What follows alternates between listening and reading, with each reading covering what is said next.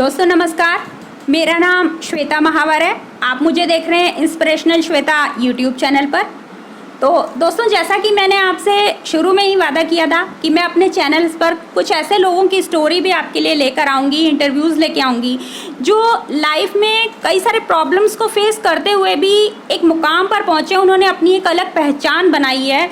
यूँ कहा जाए आसान शब्दों में कि उन्होंने ये साबित कर दिया है कि अगर डिसेबिलिटी है या कोई भी प्रॉब्लम लाइफ में आ रही है तो उसको अगर हौसला हो तो जीता जा सकता है, और हौसलों से वो मंजिल भी पाई जा सकती है जिसके लिए आम इंसान सिर्फ सोचता रह जाता है कि काश हम भी ऐसी जगह पर पहुंच पाते। तो आज हमारे चैनल पे स्वागत है एक ऐसी पर्सनालिटी का, और मैं आपको उनसे मिलवाती हूँ। तो सचिन, आपका बहुत बहुत स्वागत है हमारे चैनल इंस्पिरेशनल श्वेता पर। Thank you so much. तो दोस्तों, ये हैं सचिन वाजपेयी, तो जो डीआईडी के कंटेस्टेंट रह चुके हैं। यानी कि डीआईडी आप जानते हैं कि हमारे देश का एक ऐसा रियलिटी शो है जिसका नाम देश ही नहीं विदेश में भी बहुत फेमस है। ऑल ओवर द वर्ल्ड वो देखा जाता है, चैनल और पे शो, जी टीवी पे शो देखा जाता है ये।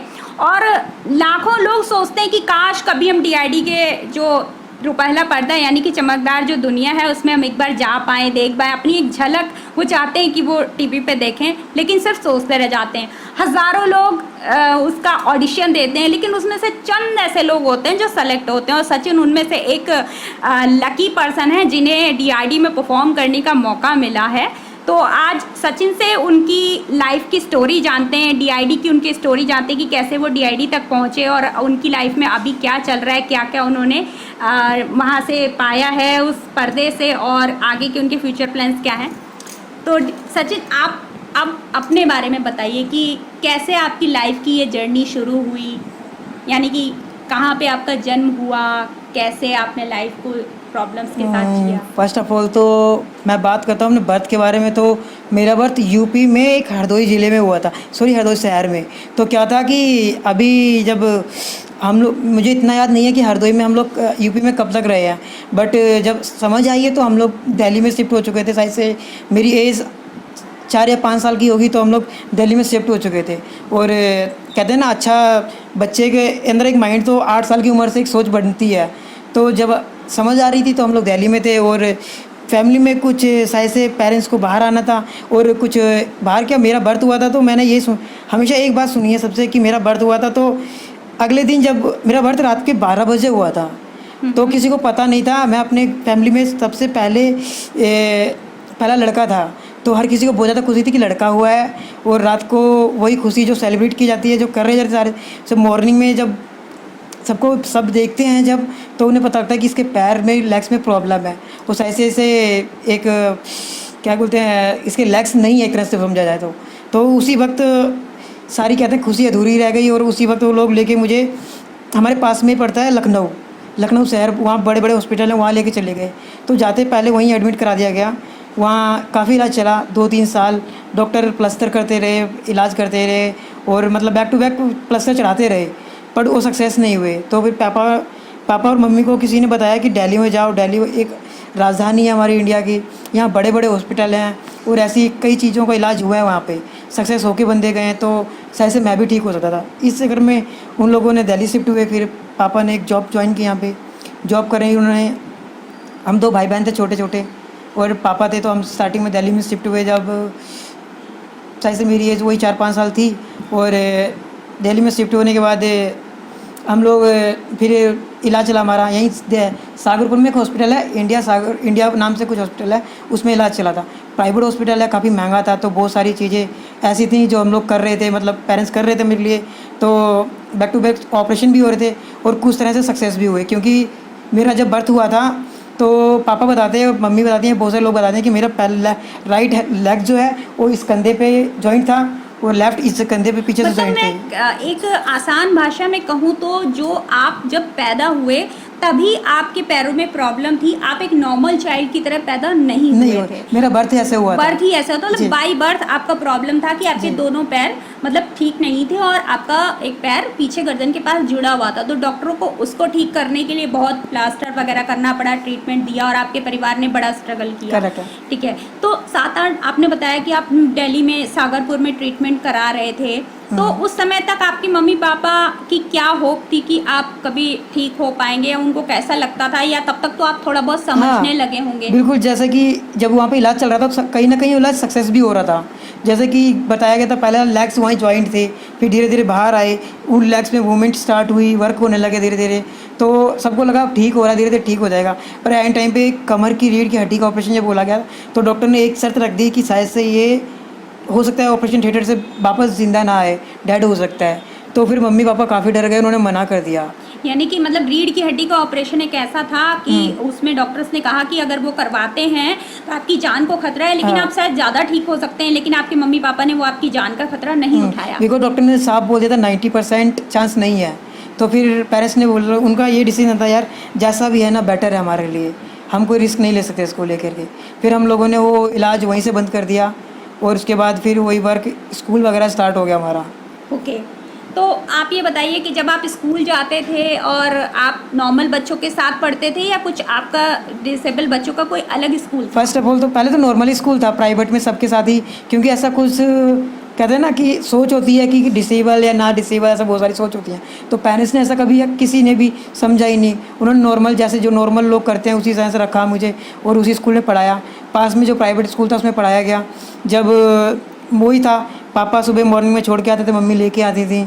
और जब मैंने 8th क्लास कंप्लीट कर ली थी प्राइवेट में, शायद से हाँ 8th क्लास कंप्लीट कर ली, तो लोगों सब ने, रिलेटिव जो भी थे, जान पहचान वाले थे, उन्होंने बोला इस बच्चे को ना गवर्नमेंट पे पढ़ाओ, इसके लिए गवर्नमेंट में बहुत सारी फैसिलिटीज़ मिलेंगी, इसको वहाँ से इसकी जॉब के लिए इजी हो जाएगा, आगे पढ़ेगा लिखेगा तो अच्छा जॉब मिलेगा। तो वही चीज़ करके उन्होंने मुझे गवर्नमेंट में डाला। और गवर्नमेंट हमारे स्कूल जो था वो हमारे घर से 3-4 किलोमीटर दूर था, जिसमें मॉर्निंग में पापा छोड़ के आते थे।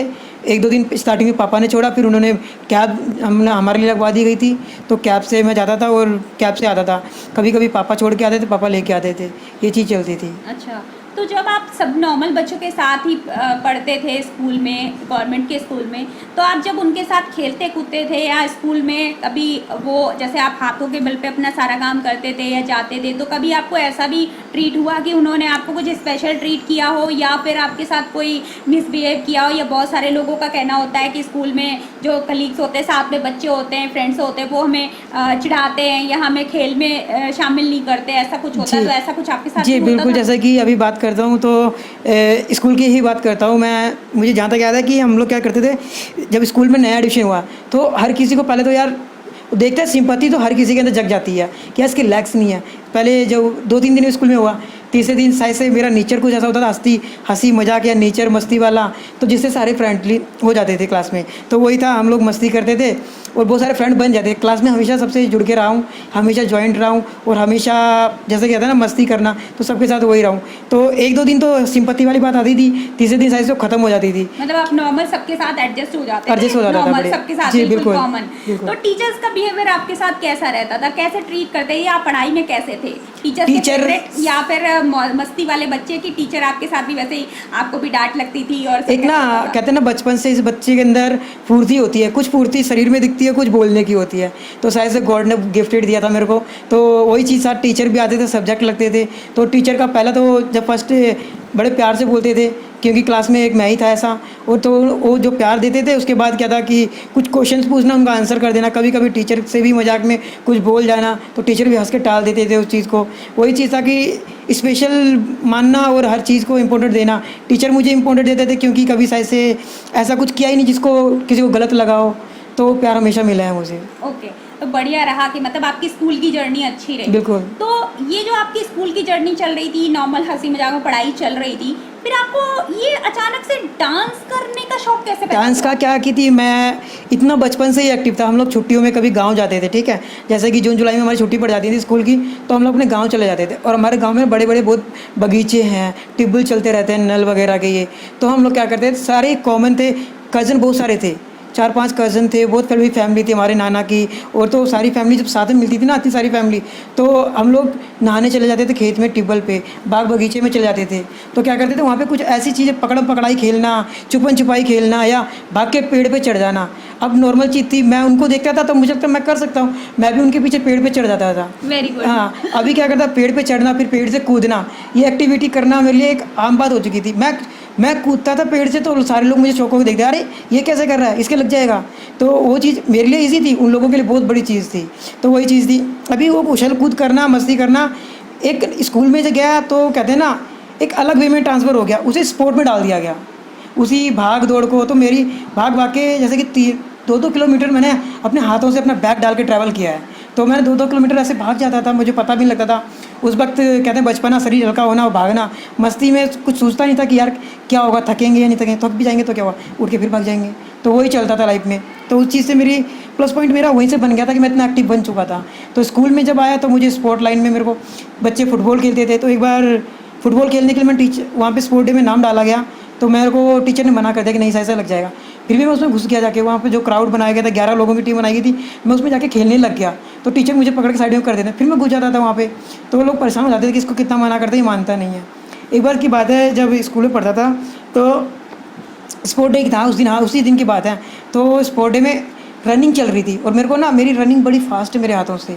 तो और लोग जब मैं भागता था तो लोग मुझे बढ़ावा दे देते थे, अरे यार कितना तेज़ भागता है। उससे थोड़ा जोश और आ जाता था हमारे अंदर, जोश कि यार हम तो कर लेते हैं। तो ये नहीं पता था कि आगे क्या होगा, बट जो जोश में चढ़ के हमें बहुत कुछ कर जाते थे। तो टीचर से बोला कि सर मुझे भी पार्टिसिपेट करना है। टीचर ने मना कर दिया, नहीं आप नहीं करोगे, आपका लग जाएगा। उसी वक्त वहाँ पे हमारे स्कूल में एक MLA आए थे, तो वो भी बैठे थे, रनिंग के लिए तैयार हुआ। जैसे स्पोर्ट स्टार्ट हुआ मैं भी भागने लग गया तेज़ से। तो मेरे को अंदर नहीं लिया गया था, फिर भी मैं बैठा लाइन में घुस के भागने लग गया। तो उसी वक्त रेस रोक के और रनिंग रोक के वहाँ पे जो हमारे टीचर थे सीनियर, वो आके मुझे गोद में लेते हैं और स्टेज पे जाके बोलते हैं। तो विधायक जो हमारे होते हैं वो स्टेज पे आते हैं, मुझसे बोलते हैं कि मुझे नहीं पता ये रनिंग किस लिए चल रही है और क्या चल रहा है, बट मैं रियली बोलूँगा कि इस बंदे, अगर जो इस लड़के ने वहाँ पे भागा है ना, तो मेरे लिए बहुत बड़ी बात है और मेरे लिए विनर ही है। तो उस वक्त उन्होंने एक प्रॉमिस जोश में आके कर दिया कि आज से इस लड़के की पढ़ाई का खर्चा, खाने पीने का सारा मैं उठाऊँगा। तब तो मैं शायद से 8th या 9th में था, तो मुझे इतना जोश पता भी नहीं थी, नॉलेज भी नहीं थी। उन्होंने बोल दिया उस वक्त के लिए। उसके बाद मुझे भी नहीं पता लगा वो कब चले गए और कहाँ हैं आज तक, और मैं कहाँ हूँ। मतलब उसके बाद उन्होंने सिर्फ ये बातें पब्लिकली स्टेज पे बड़ी बड़ी जी, बोली, बिल्कुल। लेकिन उसके बाद उन्होंने कुछ ऐसा कभी भी हाँ। पलट के आपके लिए कुछ किया नहीं। ओके, तो वो एक कौन सा टर्निंग पॉइंट था जब आपने प्रोफेशनली डांस करना शुरू किया, जी। या कह सकते हैं कि आपने डांस सीखना शुरू किया, और किससे सीखा? अरे किसने मोड़ा आपको एक्चुअली क्या था actual कि में डांस की तरफ आपका मन एकदम ऐसा मुड़ा कि आप डांस की दुनिया में ही आ गए? जी, एक्चुअली क्या था कि मैंने स्टेज शेयर करना सीखा स्कूल से ही अपने। एक बार हमारे स्कूल में एक प्ले किया गया, जिसमें क्या नाम है, एक्टिविटी रखी गई कि जो स्कूल में जितने भी दिव्यांग मेंबर हैं उनको आगे लेके आओ। तो क्या था कि टीचर ने बोला, उसमें जब सबसे पहले दिव्यांग का नाम आया तो एक्टिव मैं ही था अपने स्कूल में, हर चीज़ में मैं ही रहता था, तो मुझे सबसे पहले रखा गया। अब मैं स्टेज की बात आई तो मैं सच बोलूँ तो स्टेज पे जाना और आपस में मस्ती करना अलग बात होती है, और स्टेज पे जाने में पसीना आ जाता है। तो वही चीज़ था, जब बोला गया तो यार स्टेज पे जाना था, मैंने क्या प्ले करना। फिर देखा कि यार 8-10 लड़के हैं और समझाने वाले यहाँ पे प्ले कराने वाले में बहुत सारे लोग हैं, चलो कर देते हैं, कोई बात नहीं। कर दिया हम लोगों ने, और वो प्ले कराया गया था डिस्ट्रिक्ट डे वाले दिन, तो हमने कर दिया मस्ती मस्ती में। उसमें एक अच्छा पार्ट्स मुझे दिया गया था, उसमें रोल दिया गया था और मैंने एक रोल किया। उसके बाद पब्लिक की बहुत सारी प्यार मिला, मुझे तालियां मिली, तो मैंने कर तो दिया उस वक्त हड़बड़ा के।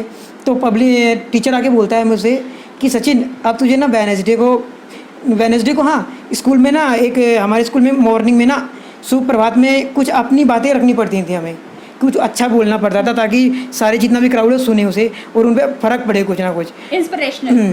तो अभी वो वर्ड बोलने थे। अब उसने जब पर्सनली मुझे बोला कि स्टेज पे आना है आपको, जहाँ पे प्रेयर पे सारे बंदे प्रेयर करते हैं बुला के, जो जिसमें 8-10 मेंबर प्रेयर हमें बोलना सिखाते थे, हम लोग नीचे से करते थे। तो मैं प्रेयर में ही बहुत कम जाता था, मैं जानबूझ के अपनी क्लास में बैठा रहता था, तो जाता ही नहीं था प्रेयर में। और मुझे प्रेयर में सबके सामने खड़ा करने को बोल दिया। मैं कहा यार क्या बवाल में डाल दिया मुझे, मैं तो तंग हो गया था।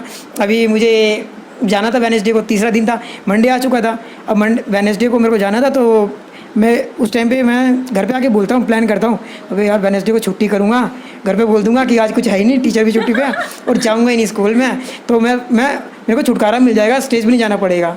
मैं डर गया। तो फिर अगले दिन फिर मेरे माइंड में रात में क्वेश्चन आता है कि यार चलो मैं कल छुट्टी कर लेता हूँ, तो फिर अगले वेडनेसडे को क्या करूँगा, हो सकता है वेडनेसडे की जगह थर्सडे को कर दे मेरे से, तो मैं रोज़ छुट्टी कब तक करूँगा, इससे मेरा ही लॉस होगा और हो सकता है यूटी भी स्टार्ट होने वाले हैं, तो मैं अपना लॉस कब तक करूँगा। चलो यार एक बार फेस करता हूँ, जो होगा देखा जाएगा। तो रात को डिसाइड किया नहीं जाऊँगा, सुबह मॉर्निंग में भी यही चलता है, जाऊँ या ना जाऊँ। आध घंटे के अंदर स्कूल का टाइम होता है, 7 बजे डिसाइड करता हूँ कि चलो मैं जाता हूँ यार। फिर ऐसे ही मन में ना कई बार बहुत सारे क्वेश्चन आ जाते थे यार, डायलॉग सुन लेते थे मूवी देख देख के कि डर के आगे जीत है, तो चलो चलते हैं यार। ऐसे ऐसे डायलॉग सुन के जोश आ जाता था और हम चल देते थे। ड्रेस पहन ही चल दिया स्कूल में जाके जानबूझ के सबसे पीछे साइड में खड़ा होता हूँ कि टीचर देख ही ना पाए। फिर भी जुगाड़ बनाने की कोशिश करता हूँ कि यार अब टीचर नहीं देख रहा, नहीं देख रहा, करना ना पड़े। स्कूल तो आ गया, चलो अटेंडेंस लग जाएगी और पढ़ाई भी कंप्लीट नहीं, पर स्टेज पे ना जाने को मौका मिले। और वो टीचर हमारे माशाल्लाह इतने दिमागदार बंदे थे, वो आगे पीछे पकड़ते, सचिन कान पकड़ा, चल बेटा स्टेज पे। सबसे पहले आपको ही लेके, हाँ, वो लेके गए मेरे को, हाथ में माइक दिया तो हाथ ऐसे ऐसे काँप रहा था मेरा, और क्या बोलूँ कुछ समझ में नहीं आ रहा था। तो हड़बड़ाहट में एक ही क्वेश्चन निकला। हमारे स्कूल में ना सबसे पहले जैसे एंट्री करते थे तो मस्त ही फुलवारी लगी थी, बड़ी दूर दूर तक हरे भरे पौधे वौधे सारे थे। तो बच्चे खेल कूद की ना उसे तोड़ते रहते थे। उसी वक्त माइंड में सूझा यार चलो हम पौधे के बारे में बोल देते हैं आज, अभी क्या बोले माइंड में कुछ आ नहीं रहा। मतलब घर से तो आप कुछ प्रिपरेशन करके नहीं गए? अरे जाने का ही प्लान नहीं था, प्रिपरेशन तो दूर की बात थी। तो अभी क्या बोलूँ, हाथ में माइक आ गया था, माइक कप ऐसे ऐसे कप रहा था। उसी वक्त मैं भी कप रहा था, दिल धक धक कर रहा था, पहली बार माइक मिला था मुझे। तो दोस्त ने आगे हड़बड़ा कर बोल दिया कि हम लोग जो सुबह हमारे बच्चे लंच में ये पेड़ पौधे तोड़ते हैं, पेड़ों पे चढ़ते हैं, ये नहीं करना चाहिए, हमारे इससे हमें ऑक्सीजन मिलता है और पेड़ पौधे से हमारे स्कूल की तारीफ़ होती है कि सबसे अच्छा स्कूल है, ऐसा ऐसा मतलब जो दिल में आया उस वक्त बोल दिया। और बोलने के बाद जैसे ही टीचर को माइक पढ़ाया, 1 सेकंड स्टेज पे नहीं रुका, सीधा खटक से स्टेज से नीचे आया और क्लास में आगे अपना पसीना पोंछता हूँ माथे का कि यार मैंने क्या कर दिया। हाँ, बाद में बोलता हूँ अरे मैंने क्या कर दिया, फिर सोचता हूँ मैंने कर तो दिया, अपने आप को ही बोलता हूँ वेल डन सचिन, तूने आज कर दिया, तेरे पे आफत नहीं आएगी, तू छुटकारा पा गया इन चीज़ों से। तो फिर वही चीज़ था, फिर ऐसे ही दोस्ती यारी में बहुत चीज़ें हो जाती थी। तो एक दिन क्या होता है कि हमारे पड़ोस में एक लेगलेस डांसर रहते हैं, आर्टिस्ट, वो जो उन्होंने भी कई सारे रियलिटी शोज़ किए हैं। तो वो क्या करते हैं, पड़ोस में ही रहते हैं, हमारे पड़ोस में ही हैं। तो वो मेरे साथ बैठे हुए, एक दिन हम कोई मेट्रो में ट्रैवल कर रहे थे, वो भी मेरे साथ थे। तो उन्होंने बोलता है अबे तू इतना एक्टिव है यार सचिन, तो इन चीज़ों को डांस में क्यों नहीं करता। तो उन्हें ना मैं हल्के में लेता हूँ, मैं कहता आपको मुबारक हो, आपका डांस मेरे को नहीं करना और मेरे को नहीं करना, इसी मेरे लाइन में मेरे को पढ़ाई करनी है और इतना बहुत है मेरे पास। तो ऐसे करके फिर मेरे माइंड में आता है यार बुराई क्या है, इतनी तालियां, जब तूने कुछ नहीं किया, इतना घटिया परफॉर्मेंस दिया है तो इतनी तालियां मिली, तो प्रोफेशनल बन के देख। तो ऐसे मज़े मज़े में मैं उस दिन खाली था अगले दिन, तो मैं कहता हूँ कि खाली हूँ यार, खाली में क्या करूँ, चलो यार वहाँ चलते हैं, टाइम पास हो जाएगा हमारा। तो मैं जाता हूँ उनके पास, हंसी मजाक में ऐसे बातचीत करते हैं। तो वहाँ पर बैठे बैठे ट्रेनिंग ली मैंने उनसे। ट्रेनिंग लेने के बाद वहाँ से मेरा टर्निंग पॉइंट था कि मैंने डांस स्टार्ट कर दिया। तो मैं उनका नाम जानना चाहूँगी कि एक तरह से वो आपके डांस गुरु हुए जिन्होंने आपको, हाँ, तो मैं उनका नाम जानना चाहूँगी कि आप हमारे दर्शकों को बताएंगे कि उनका नाम क्या है? हाँ बिल्कुल, उनका नाम है मिस्टर विनोद ठाकुर। उन्हें कई सारे रियलिटी शो में आप लोगों ने शायद देखा भी हो। ये वही विनोद ठाकुर हैं जिन्होंने राधा ठाकुर से शादी की थी नच बलिए के सेट पर? करेक्ट, ये वही है। हाँ, तो बहुत फैन हूँ मैं उनकी। तो चलिए, बहुत बहुत खुशी हुई जानकर कि वो आपके गुरु हैं, यानी कि उन्होंने आपको डांस सिखाया है। तो विनोद ठाकुर तो खुद एक अच्छी खासी मतलब एक कह सकते हैं कि एक नाम कमा चुके हैं, जानी मानी पर्सनालिटी हैं स्टेज की दुनिया पे। और ख़ास तौर से डिसेबल लोग जो डांस करने के बारे में सोचते नहीं, और वो कोई ऐसा परफॉर्मेंस नहीं है जो ना देते हों, चाहे वो कुछ भी हो, उनके मुंह से ना नहीं निकलता है। मैंने उनके सारा रियलिटी शोज़ देखा है।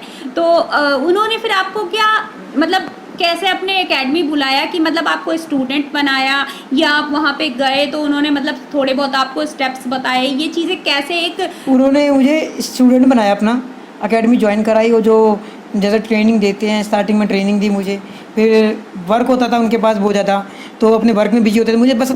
वो मुझे फिर समझाते रहते थे कि ऐसा करना है, ऐसा करना है। उनकी डायरेक्शन पे मैं चलता रहता था, तो वो चीज़ मैं उन्हें फॉलो करता रहा। सबसे ज़्यादा उनकी वीडियोस फॉलो करता था, एक एक स्टेप बार बार रिपीट करके देखता रहता था।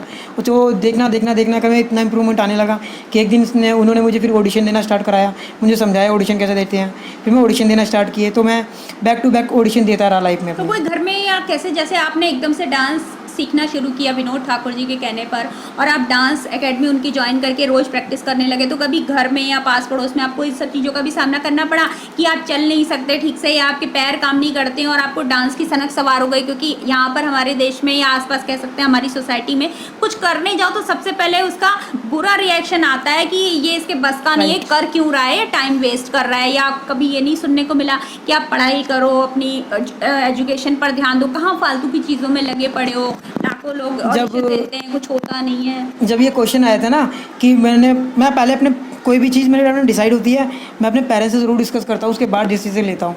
तो मैंने जब उन्होंने मेरे को बोला, मैंने अगले दिन अपने पेरेंट्स को बोला कि पापा मेरे को ऐसा बात आया है, मैं करूँ। तो उस वक्त उन्होंने जवाब नहीं दिया। तो फिर अगले दिन मैं डैडी से पूछता हूँ कि पापा मेरे को जाना है यार। तो मम्मी ने पहले बोला कि पढ़ाई पे ध्यान दे, इन चीज़ों में मत पढ़। फिर उन्होंने भी कुछ खास नहीं इस चीज़ के लिए टोका नहीं। तो अगले दिन मैं बोलता हूँ मैं चला जाऊँ वहाँ पे, तो उन्हें लगा कि ये खुशी इस चीज़ में है तो चलो भाई जाओ। उन्होंने एक बार के लिए मेरे को मना नहीं किया, ना मम्मी ने मना किया ना पापा ने। मैं जाने लगे, ज्वाइन कर लिया मैंने। और फिर कहते हैं ना, मैं इस मामले में बहुत लकी रहा हूँ कि मुझे कभी किसी ने टोका नहीं है, मुझे फुली फ्रीडम मिली है, फुल जितने में मैं चाहता था कि मेरे को ऐसा करना है तो मैं एक बार परमिशन मांगता तो मुझे परमिशन 2 मिनट में मिल जाती थी। फ्रेंड सर्कल का क्या उसमें सपोर्ट रहा जब आपने डांस सीखना शुरू किया? अपने फ्रेंड्स को बताया होगा कि आजकल मैंने डांस एकेडमी ज्वाइन करी है, तो कैसा रिएक्शन? पहले तो मैंने ये चीज़ ना सस्पेंस रखी थी, मैंने कहा किसी को बताऊंगा ही नहीं, क्योंकि मैंने भी जब मैं स्टार्ट किया तो मेरे भी सपने बहुत बड़े बड़े होने लगे थे यार। मैं टीवी पे आऊँगा, सब मुझे देखेंगे, स्टार बन जाऊँगा, ऐसा कुछ सपने, बहुत बड़े सपने देखने। रात भर सोना नहीं आता था, अब तो बड़े बड़े ड्रीम आने लगे थे। तो वही चीज़ थी कि मैंने किसी को फैमिली के अलावा किसी को पता ही नहीं थी। तो वही चीज़ जब मैंने एक दिन क्या था, स्कूल में फंक्शन होता है मेरे, एनुअल डे ऐसे 26 जनवरी का कुछ फंक्शन है, मुझे भी इतना याद नहीं है प्रॉपरली। तो मैं बोलता हूँ टीचर से कि सर मुझे ना डांस करना है। तो टीचर अचानक से शॉक हो गए, सारे फ्रेंड्स साथ में खड़े थे, शॉक हो गए कि भाई तू क्या बोल रहा है। तो मैंने कहा मुझे करना है। तो टीचर बोलते हैं चल ऐसे नहीं, हम तेरे को देखेंगे। मैंने कहा मैं परफॉर्मेंस चलो दिखाता हूँ। तो वहाँ पे सारे खड़े थे क्राउड में, जो हमारी उस रिहर्सल हो रही थी हमारी स्टेज के लिए। तो मैं बोलता हूँ मेरे पहले रूम से सबके बाहर निकालो, उसके बाद मैं करके दिखा दूँगा, फिर आपकी मर्ज़ी मुझे कराना है ना कराना। तो टीचर बोलते हैं यार तू तो बड़ा भाव खाता है हर चीज़ पे। मैं कहा पहले निकालो उससे। तो टीचर सबको बाहर करते हैं कि 1 मिनट के लिए हो जाओ, उसकी मनोकामना पूरी कर देते हैं, उसके बाद देखते हैं। तो टीचर मेरे को परफॉर्मेंस करते हैं, टीचर शौक हो जाते हैं परफॉर्मेंस देख के कि यार अब तो कराना है। फिर वो बच्चे बोलते हैं कोई सर इसने क्या किया था आप बताओ ना, कह रहे। तो टीचर भी बोलते हैं अब तो बेटा सस्पेंस है, अब तो तुम उसी दिन देखना फंक्शन वाले दिन। तो फंक्शन वाले दिन जब परफॉर्मेंस होती है तो हमारे जो दिल्ली की जो सब कहते हैं ना गवर्नमेंट स्कूल की डीटी होती है सबसे बड़ी, वो आई हुई थी। उनके सामने परफॉर्मेंस स्पेशल रखी जाती है, सारी परफॉर्मेंस चल रही बैक टू बैक, मेरी परफॉर्मेंस जब रखी जाती है सारे शौक, पूरी पब्लिक क्राउड शौक। और वो परफॉर्मेंस देखने के बाद सारे खड़े हो जाते हैं, क्लैप करते हैं। और जो हमारी डीटी जो सबसे सीनियर आई थी वो उस वक्त आती हैं, मुझे हक करती हैं और ट्रॉफी उठा के ला के मेरे को देती हैं कि मुझे नहीं पता इस फंक्शन में भी विनर कौन है, बट मेरी तरफ से लड़का विनर है और ये पहला फर्स्ट प्राइज़ जो मेरी तरफ से इसको है। तो उस वक्त मुझे प्राइज़ मनी दी जाती है वहाँ से, जो भी मतलब कि वो प्राइज़ की ट्रॉफ़ी दी जाती है। और स्कूल में एक अलग दर्जा पाना, कहते हैं ना एक इमेज जो मैंने बना रखी थी उससे भी बढ़ के पाना, वो वहाँ से मेरे लिए मिल चुकी थी मुझे। फिर क्राउड धीरे धीरे स्टेज शेयर किया, इवेंट परफॉर्म करने लगा धीरे धीरे। तो मुझे क्या हुआ, अपने स्कूल में स्कूल से या इवेंट परफॉर्म करते ऑडियंस का प्यार मिलने लगा, या जब क्रेज़ वो प्यार मिलता था, तालियां बजती थी, तो मुझे लगता था यार अब तो मेरी लाइफ सेट है। क्योंकि मुझे जो चाहिए था ना कि पॉपुलर होना, सबका प्यार मिले लाइफ में, एक सपना जैसे सबका होता है ना कि सब मुझे प्यार करें, लोग मुझे जाने देखें, हर एक चीज़ करना, और मुझे कहीं ना कहीं मुझे लग रहा था मेरे को मेरे नज़दीक है, मुझे मिल जाएगी। तो मैं और मेहनत करते जा रहा था, बार बार मैक टू मैक मेहनत करते जा रहा था। उसी वक्त एक सफ़र आया लाइफ में कि हमारा स्कूल कंप्लीट हो रहा था, ठीक है, स्कूल हाँ 10th कंप्लीट हुआ, मुझे एक स्कॉलरशिप मिली, मुझे इलाहाबाद यूनिवर्सिटी में डाल दिया गया एक स्कॉलरशिप के थ्रू। और इधर विनोद सर थे जो, उनको नचवलिए का ऑफ़र आया, वो मुंबई चले गए। अब मैं यहाँ अकेला रह चुका था, डांसिंग का मुझे कुछ नज़र नहीं आ रहा था। तो अभी क्या हुआ, इलाहाबाद जब मैं पहुँचा वहाँ पे, तो मेरा क्लास वगैरह हॉस्टल था, हॉस्टल में रात को मॉर्निंग में हमारा हॉस्टल ज्वाइन होता था, तो रात में वही हॉस्टल से बाहर ना जाना, रूल होना हॉस्टल में, वो चीज़ें होती थी जो हॉस्टल के अंडर में ही रहती हैं, जो अपनी मर्ज़ी से नहीं कर पाते। तो हॉस्टल में एक रूम था, जिस रूम में हम लोग रहते थे, उसी रूम में हम लोग क्या करते थे, जो हम लोगों की बेड लगी थी, तो यार दोस्त इतने फ्रेंकली थे, हम लोग क्या करते थे, सारी बेड एक साइड में कर देते थे और मस्ती करने के लिए रात को एक मोबाइल फ़ोन में गाने चलाते, डांस करते थे। उसी बहाने मेरी प्रैक्टिस चल जाती थी। रात को हम लोग बाहर निकल जाते थे, जो हॉल होते हैं वहाँ पे प्रैक्टिस करते थे। तो वहाँ पे डांसर कोई नहीं था हम में, पर मेरी खुड़क ने सबको डांसर बना दिया था मेरे साथ रह रहे के। ठीक है, तो ही आज मेरी डांस का कीड़ा सब लोगों के अंदर, सबके अंदर कर दिया था। तो अभी सबको कीड़ा हो चुका था, सब मस्ती करने लगे थे। तो अभी दिल्ली आता हूँ, उसी वक्त मेरा एग्ज़ाम ख़त्म होता है शायद से, हाँ 12th का एग्ज़ाम ख़त्म होता है मेरा। तो मैं क्या देखता हूँ, मेरे को DID, उससे पहले की बात है, हाँ जब मैंने 10th कर रहा था, हाँ तो 10th में उस टाइम पे DID का प्रोमो स्टार्ट हो चुका था सीज़न 4 का। तो मैं दिल्ली आता हूँ, तो दिल्ली आके मैं अपने घर आके मैंने उसका ऑडिशन का प्लान बनाता हूँ, मैं ऑडिशन देने जाता हूँ उसमें। और उससे पहले भी मैंने कई सारे reality shows, India's got talent, entertainment कुछ भी करेगा, सोनी चैनल, स्टार प्लस, बहुत सारे रियलिटी शो के ऑडिशन दे चुका था और बैक टू बैक दिए जा रहा था। जितने भी ऑडिशन आते थे, मेरा काम था, कहते हैं ना कि तुम कर्म करो फल की चिंता मत करो। तो वही चीज़ था, मैंने वो माइंड में ठान की थी, मैं कर्म करे जा रहा था। तो जब आप ऑडिशन देते थे तो क्या पहले राउंड में आपको वो ऑडिशन में सेलेक्ट नहीं करते थे, या एक दो राउंड क्लियर करने के बाद आप बाहर होते थे? क्योंकि जब टीवी पे हम देखते हैं किसी शो का ऑडिशन, वो तो कई राउंड के बाद का दिखाया जाता जी है। टीवी पे जो आप लोग देखते हो वो चीज़ क्या होती है, उससे पहले भी कई टेस्ट होते हैं हमारे, जिसको बोलते हैं audition first second third fourth जो राउंड होता है, उसके बाद जो पांचवा राउंड होता है वो टीवी टेलीकास्ट होता है, जो बम्बई में शूट होता है। उससे पहले हर सिटी में दिखाते हैं ना कि ऑडिशन जा जाके खुद कास्टिंग टीम लेती है, तो वही चीज़ थी, कास्टिंग टीम खुद लेती थी। तो उससे पहले कई राउंड में, कभी थर्ड राउंड में पहुंचता था, रिजेक्शन हो जाता था, कभी सेकंड से बाहर हो गया, ऐसे चलता रहता था लाइफ में। तो निराश होना और उसके बाद फिर सचिन, ऑडिशन मैंने देना। आपके एक इंटरव्यू में सुना कि एक जगह पर पढ़ा भी था शायद कहीं पेपर में, कि आपकी लाइफ का मोस्ट टर्निंग पॉइंट एक ऐसा था कि शायद एक बार आप घर से बिना बताए और बगैर पैसों के, बगैर किसी सपोर्ट के मुंबई भाग के गए थे। वो क्या इंसिडेंट? ये चीज़ था कि मैं DID में जब मैंने ऑडिशन दिया मुंबई घर आके अपने, तो यहाँ से मुझे थर्ड लेवल से बाहर कर दिया गया। तो दिल को ठेस पहुंची, मैं घर पे आया, मेरे को बड़ा उदास सा फील हुआ।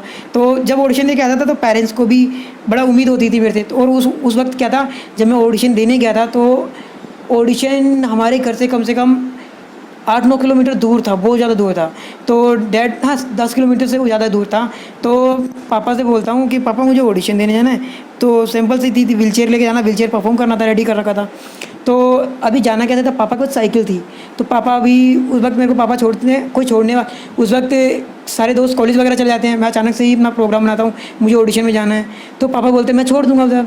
तो पापा अपनी साइकिल में मुझे मेरी व्हीलचेयर को बांधते हैं पीछे और आगे मुझे बैठाते हैं। तो साइकिल में व्हीलचेयर, जो हॉस्पिटल वाली व्हीलचेयर होती है, इतनी बड़ी होती है, इतनी भारी होती है कि साइकिल में बांधने के बाद मुझे आगे डंडे पर बैठाने के बाद उसमें जहाँ पे खुद बैठ के साइकिल चलाते हैं वो चलाने की जगह नहीं रहती बैठने की। तो पापा ने क्या किया, मुझे बैठाया और वो चेयर को पीछे बांध लिया और उतनी दूर खुद पैदल ट्रैवल करके गए हैं और मुझे ऑडिशन में जाके छोड़ा है। और एंड में रिजल्ट क्या है कि मैं रिजेक्ट हो गया। तो बहुत तकलीफ की बात होगी कि आपके पास इतने पैसे नहीं थे कि आप ऑटो करके या टैक्सी से जाते, तो आपके पापा आपको 10 किलोमीटर पैदल चलकर भी कम से कम लेकर गए और फिर भी आप रिजेक्ट हो गए। फिर तो जाहिर सी जब बात है रिजेक्ट कि हुआ तो फर्स्ट बहुत सारे कहते हैं ना, क्या करूँ, उसमें गुस्सा भी बहुत आता है और रोना भी आता है और बहुत सारी चीज़ें मन में कई सारे ख्याल आते हैं कि यार अब डांस कभी नहीं करूँगा लाइफ में। मैं अपनी वजह से अपनी फैमिली को क्यों प्रॉब्लम में डाल रहा हूँ यार। मेरे डैड ने इतनी मेहनत की, मुझे यहाँ तक लेके आए पैदल, और मैंने क्या किया, एक रिजल्ट अच्छा नहीं दे पाया उन्हें। फिर घर पे आता हूँ तो आगे उदास सा पड़ जाता हूँ। फिर मम्मी पूछती हैं तो वही बोल देता हूँ नहीं हुआ। और पता नहीं अचानक से माइंड क्या सूझता है, 5-10 मिनट उदास रहा, उसके बाद फिर मस्ती सूझ जाती है। कीड़ा कहते हैं ना, एक बार आ गया तो ख़त्म नहीं होता।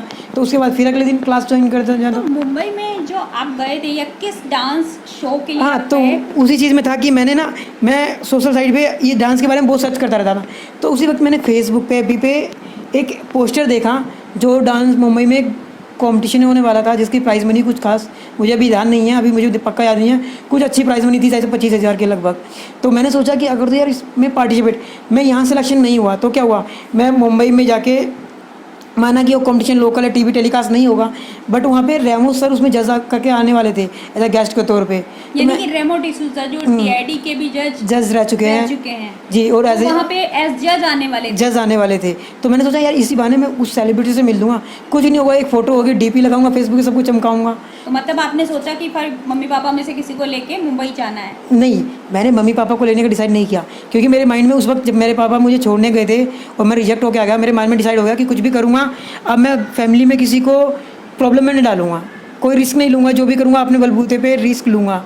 तो मैंने डिसाइड किया, उस वक्त क्या किया कि अभी माइंड में चल रहा था कि मुंबई जाना है, खर्चा होना चाहिए, जेब में बहुत कुछ होना चाहिए, और फैमिली से बोलता हूँ अरेंज तो कर देते मेरे लिए, बट मैंने जब डिसाइड कर रखा था कि मेरे को बताना नहीं है, उन्हें रिस्क में नहीं डालना, क्योंकि बताऊँगा तो उन्हें प्रॉब्लम होगी, शायद से मुझे ना भी जाने दें।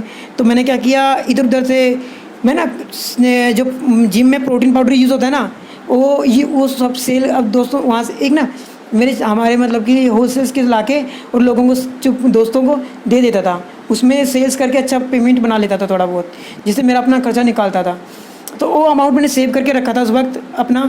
तो उस अमाउंट से क्या किया, मैंने बॉम्बे जाने का प्लान बनाया। मतलब किसी को घर में बताए बिना? हाँ, तो मैं अभी प्लान तो बन चुका था, सारा डिसाइड हो गया, बट घर में क्या बोलूँ, और 100% अगर तो मैं बोलता तो शायद से मेरे पेरेंट्स मुझे नहीं जाने देते, क्योंकि उनके माइंड में ये आता इस दूर कैसे भेजें इसे, या तो खुद जाते।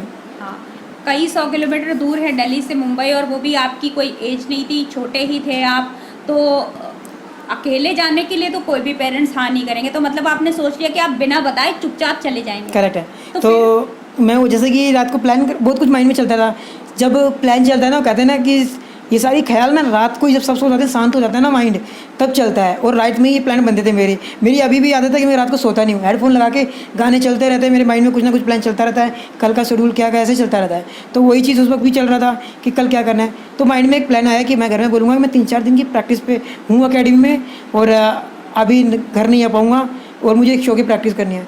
तो मैंने घर में बोला, घर वाले ने बोला चलो ठीक है प्रैक्टिस पे कोई बात नहीं। तो वो खबर तो फ़ोन से ले ही लेते थे मेरी। तो उन्हें ये बोला, उन्होंने बैग टांगा, 2 टी-शर्ट रखी, 2 पैंट रखी, और मैं अकेडमी के बहाने फटाफट यहाँ से निज़ामुद्दीन की ट्रेन पकड़ी, मेट्रो पकड़ी और निज़ामुद्दीन चला जाता हूँ यहाँ से। निज़ामुद्दीन से जब मुझे पता लगता है तो मेरे को वहाँ पे कई लोगों ने, मेरे को ट्रेन का ट्रैवल का आइडिया नहीं था, तो मेरे पापा मुझे ट्रैवल कराते, तो हम लोग ज़्यादातर अपनी प्राइवेट कैब वगैरह में ही करते थे। तो ट्रेन में मैं वहाँ जाके पूछता हूँ, तो मुझे किसने बताया कि क्या करते हैं सचिन, हैंडीकैप का एक दिव्यांग लोगों का डिब्बा अलग होता है जिसमें पैसे खर्च नहीं होते। तब तक मैं टिकट ले चुका था, 700-800 की कुछ टिकट थी, मैं ले चुका था, मुझे पता नहीं था। तो मैं जाके ट्रेन में बैठ जाता हूँ और मैं मुंबई पहुँच गया।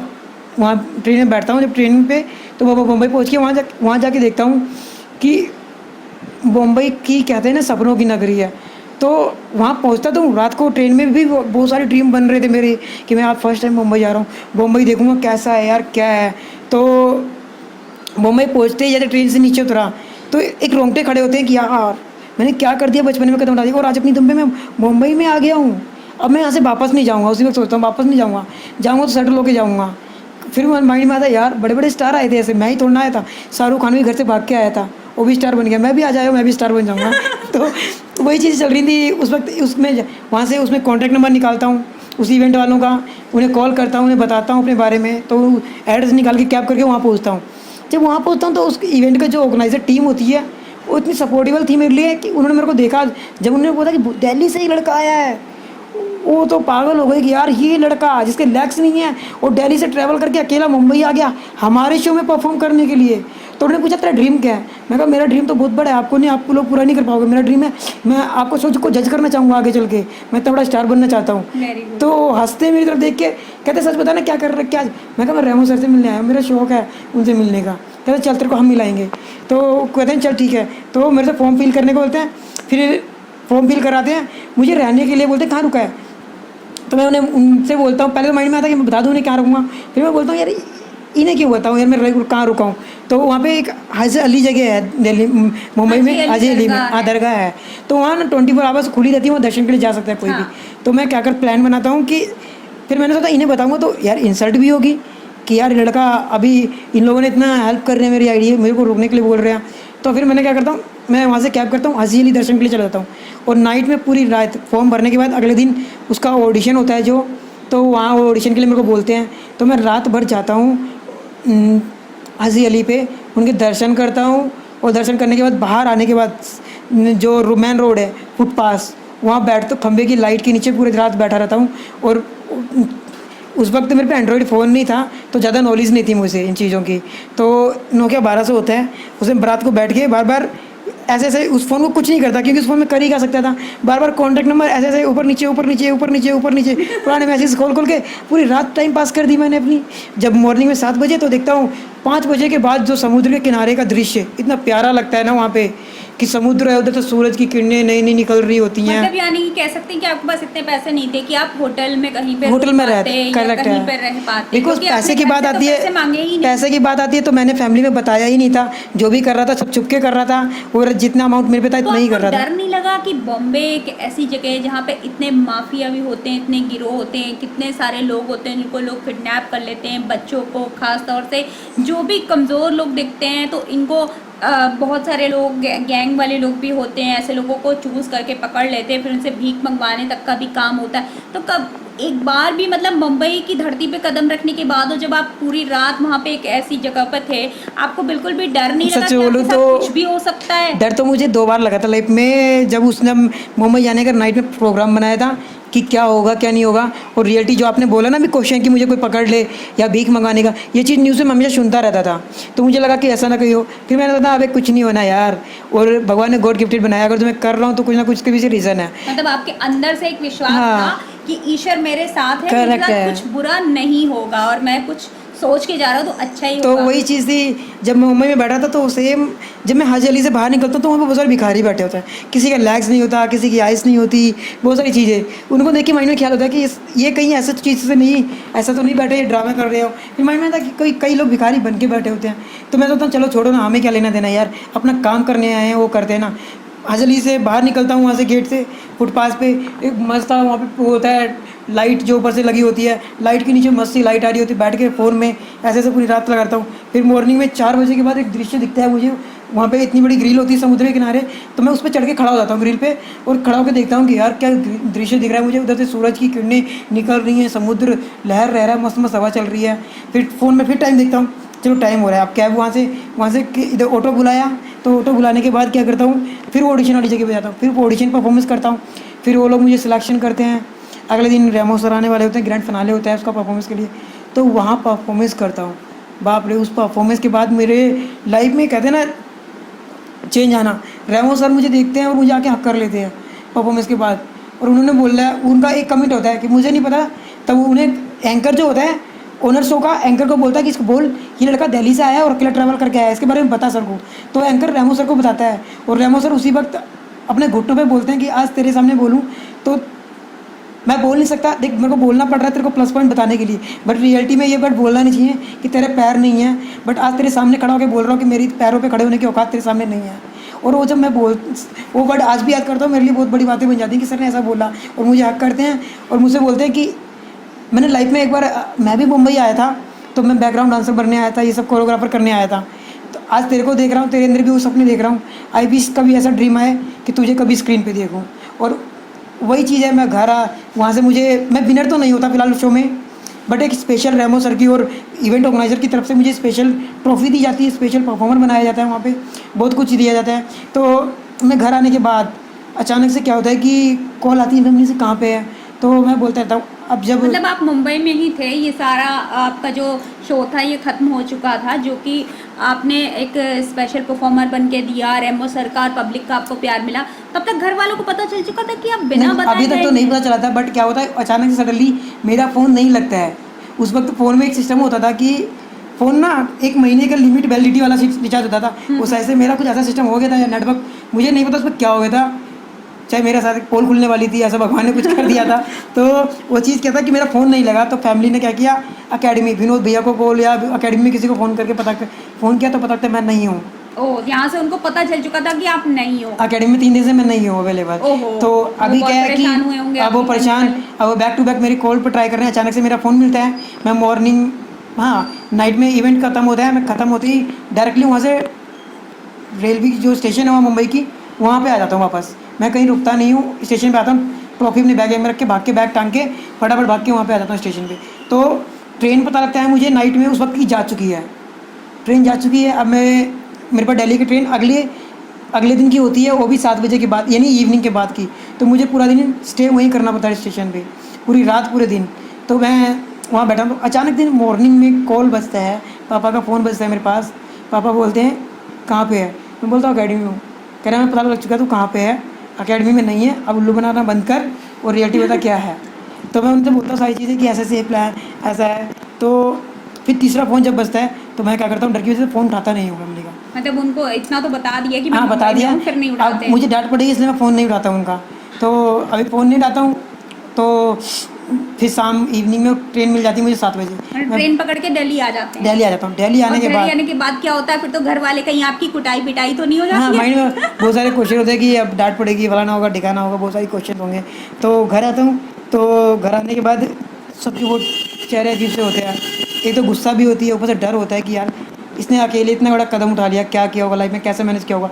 बताना भी ज़रूरी नहीं समझा, और बताना मैंने इसलिए ज़रूरी नहीं समझा, मुझे पता था मैं बताता तो फैमिली को रिस्क होता मेरे लिए, तो मैं रिस्क नहीं देना चाहता था सबको, मैंने इसलिए कदम उठा दिया था। घर आता हूँ तो सब गुस्सा होते हैं, वो सारी चीज़ें। तो अचानक से क्या होता है कि फिर जब ट्रॉफ़ी बैग से निकाल के दिखाता हूँ तो सबके चेहरे पे एक रिलैक्स आ जाता है कि हाँ यार चलो गया और कुछ तो करके आया लाइफ में। फिर जब वो वहाँ से कुछ दिन बाद मेरी फ़ोटो मेरे को मिलती हैं, जो रेमो सर वाली मेरे पास फ़ोटो थी, तो सबको दिखाता हूँ देखो मैं रेमो सर से मिल के आया, फलाना है ढिकाना बहुत कुछ। तो अकेडमी में आके दिखाता हूँ, सब बोलते हैं अरे यार तू चला गया, हमें नहीं बताया, ऐसा किया ऐसा किया। मतलब फिर से एक नया जोश, एक नई उमंग आपकी लाइफ में आती है। करेक्ट है। जो मैं निराश हो चुका था कि अब यार ऑडिशन नहीं दूंगा डांस में, फिर इस इवेंट के बाद फिर वो जोश डबल हो चुका था यार। रेमो सर ने बोला मुझे स्क्रीन पे देखने का, उन्होंने मुझे विशेष दी हैं, अब तो मैं पक्का जाऊँगा। और देन फिर आप डीआईडी का ऑडिशन देते हो। उसके बाद फिर से आईजीटी का ऑडिशन आता है, मैं देने जाता हूँ, फिर रिजेक्ट हो जाता हूँ। उसके बाद फिर सोनी चैनल का एक शो का ऑफर आता है, फिर उसमें भी मेरे को सिलेक्शन, उसमें मेरे को बॉम्बे से कॉल आता है कि आप सिलेक्ट हो चुके हो, आप मुंबई आ रहे हो। एंड देन टिकट भी आती है मेरे पास, जैसे ही मतलब कि मैं करता हूँ सारा कुछ, वहाँ पे मेरा परफॉर्मेंस रिजेक्ट कर दिया जाता है, कुछ और प्लान प्रोडक्शन का चेंज हो जाता है तो रिजेक्ट कर देता है। फिर दिल को टेक होती है, अरे यार, फिर माइंड में आया कोई बात नहीं यार, इस बार कम से कम टीवी राउंड तक तो पहुँचा, रिजेक्ट अगली बार तो 100% टीवी हूँ मैं पार। तो ऐसा सोचता हूँ। फिर अगली बार क्या होता है, डीआईडी का ऑडिशन 1 साल बाद फिर से आता है, फिर डीआईडी का ऑडिशन देता हूँ, और किस्मत कहते हैं ना इतनी अच्छी, तो उस बार डीआईडी का ऑडिशन मैं ऑनलाइन भी देता हूँ, अपनी वीडियोस वगैरह चैनल को भेजता हूँ। एक किस्मत बताता हूँ कि मेरे पे इतने मैं चैनल में वर्क कर चुका था कि मेरे पे कॉन्टैक्ट नंबर चैनल के बन चुके थे। तो मैं हर किसी को, मेरा बाय लक बोलो या कुछ भी, मैंने एक नंबर पे कॉल करता हूँ, मेरे पास जो चैनल का नंबर था, मैं अपने बारे में बताता हूँ, उन्होंने बोला मेरे को वीडियो भेजो, मैं वीडियो भेजा, वो नंबर डीआईडी के प्रोडक्शन हाउस का होता है। यानी कि आप ऑनलाइन भी ट्राई कर रहे थे और उसमें आपका परफॉर्मेंस सेलेक्ट हो जाता है। हाँ, अभी डीआईडी में मेरा परफॉर्मेंस वहाँ पे जब डायरेक्टर देखता है तो वो वीडियो से पसंद आ जाती है, तो डायरेक्टर उसे सस्पेंस रखता है कि रखो, इस लड़के को सरप्राइज़ देंगे। तो अचानक से डीआईडी का ऑडिशन होता है। जिस दिन ऑडिशन था उस दिन मैं नहीं गया वहाँ पे, क्योंकि मेरे को बहुत से दोस्तों का कॉल आता है, डीआईडी का ऑडिशन है, जा रहा है? मैं कहा नहीं यार, कितने ऑडिशन देख चुका हूँ, अब नहीं जाऊँगा।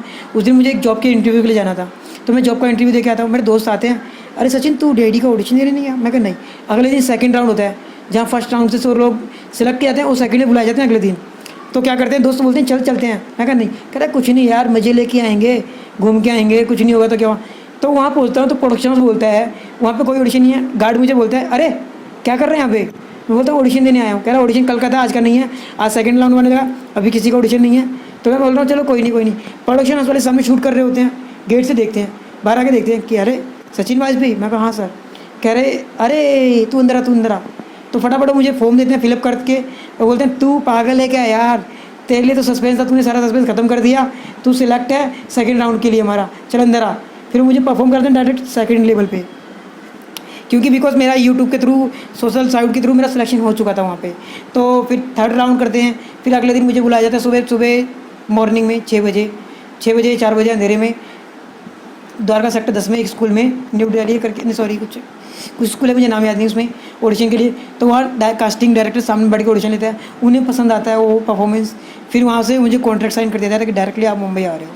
मतलब उसके बाद आपका टीवी पे आने का जो सपना है वो बिल्कुल पूरा होने वाला था कि आपका टीवी राउंड के लिए सिलेक्शन हो गया। तो वहाँ से मुझे फिर राइट में कॉन्ट्रैक्ट साइन करने के बाद नाइट में 1-2 बजे करीब मुझे चैनल से कॉल आता है कि सच वो मेरी पूरी लाइफ की डिस्कस, जितना भी मैंने पापड़ बेला है सारा कुछ जानते हैं, उन्हें एक स्टोरी बन दिखानी पड़ती है जो चैनल को, तो इंटरव्यू सारा जानते हैं। फिर अगले दिन सुबह 6 बजे मेरे घर पे कई सारे चैनल वाले आ चुके होते हैं। मुझे लगता है ये सब मेरे साथ एक ड्रीम सपना हो रहा है, ऐसा सुबह टूट ना जाए, तो मैं उनको सीरियस नहीं लेता उस वक्त। तो मुझे कॉल सुबह मॉर्निंग में आता है, सचिन हम मुंबई से ZTV से बात कर रहे हैं, हम लोग दिल्ली एयरपोर्ट पे हैं और अभी हमें आपके घर पे आना है, प्रॉपर एड्रेस बताओ।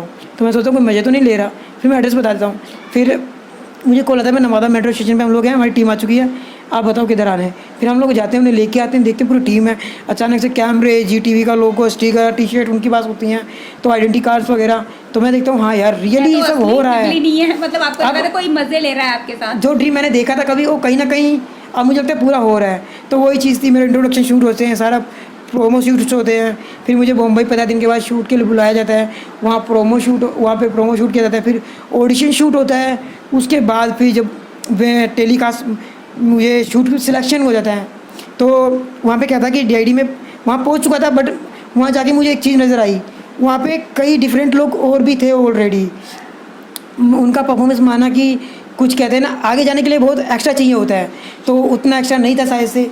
तो अभी क्या था कि उनको जजेस ना तारीफ़ करके उनको थैंक यू बोल के साइड कर देते थे। मैंने सोचा यार क्या है यार, इतने साल पापड़ बेले, इतना मेहनत किया मैंने, अगर तो मुझे भी थैंक यू बोल के साइड किया तो यार मेरे आने का फ़ायदा क्या है। और मेरे पापा मेरे साथ आए हैं, अब मैं इस ड्रीम को टूटने नहीं दूंगा। मेरे माइंड में गॉड ने मुझे गिफ्ट इतना बताया कि मैं ऑन द स्पॉट, मेरे माइंड में क्वेश्चन बनते हैं, ऑन द स्पॉट आंसर आते हैं, मैं बोल देता हूँ, मेरे दिल में आता है मैं बोल देता हूँ।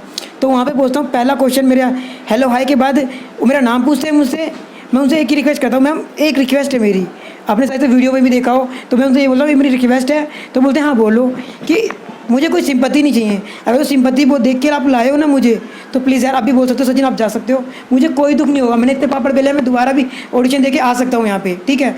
अगर जो मुझे लाए हो तो प्लीज़ मुझे मेरी परफॉर्मेंस को जज करना, ना कि मुझे ऐसा देख के जज करना, मुझे ऐसा मत करना। मैंने कभी सिंपत्ति लाइफ में नहीं समझी और मुझे सिंपत्ति नहीं चाहिए। बिल्कुल, वेरी गुड, कि सिंपैथी हाँ। के बूते पे आप मुझे सिलेक्ट मत करना। अगर मेरे अंदर टैलेंट हाँ। है तभी आप मुझे Correct आगे है। लेके और वो जाना। बात ऑडियंस के, वहाँ पे जो बैठी ऑडियंस होती है उसके दिल पे इतना लग जाती है, वो जजेस के दिल पे, कि वो लोग उसी वक्त शॉक्ड हो जाते हैं। तो वहाँ पे कौन जज थे उस टाइम? उस टाइम पे डांस इंडिया डांस में मास्टर पुनीत थे, जो डांस इंडिया डांस सीजन 2 के कंटेस्टेंट रह चुके हैं, फाइनलिस्ट रह चुके हैं, वो जज थे। मास्टर गेती हैं, जो बॉलीवुड में कई सारी वो मूवीज़ वगैरह कर चुकी हैं। मास्टर मुदस्सर थे, जो सलमान खान के पर्सनल कोरियोग्राफर है। ये लोग मतलब बॉलीवुड से सारे रिलेटिव जज थे वहाँ पे। और एंकर थे मिस्टर करण भाई, जय भानुशाली। तो ये लोग वहाँ पे करने में होस्टिंग वगैरह लगे और थे। क्या आप मिथुन चक्रवर्ती यानी कि दादा से भी मिले? करेक्ट है। तो अभी जब ऑडिशन चल रहा था तो मेरी परफॉर्मेंस के बाद जज एकदम शॉक हो चुके थे, क्योंकि क्या हुआ था कि अचानक से क्या होता है कि मेरी व्हीलचेयर का बैलेंस बिगड़ गया और मैं नीचे वहाँ पे फ्लोर पे मेरी व्हीलचेयर स्लिप हो गई। मैं नीचे जैसे ही गिरता हूँ, बट मैंने अपने व्हीलचेयर को, मेरे को ऑडियंस को फील नहीं होता मैं गिरा हूँ। मैंने तुरंत ही व्हीलचेयर को टर्न किया और वापस करके स्टंट करने लग जाता हूँ। तो मुदस्सर को फील होता है कि ये गिरा, फिर अचानक से वो कमेंट में भी बोलता है कि मुझे कन्फ्यूजन है, आप गिरे या स्टंट किया। मैं बात करता हूँ कि मैंने स्टंट किया, उन्हें भी नहीं बताता मैं गिरा हूँ, ये क्या हुआ है। तो वो चीज़ होती है।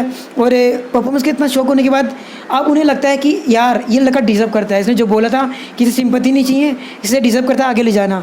तो मुझे वहाँ पे तकदीर की टोपी मिल जाती है फाइनली।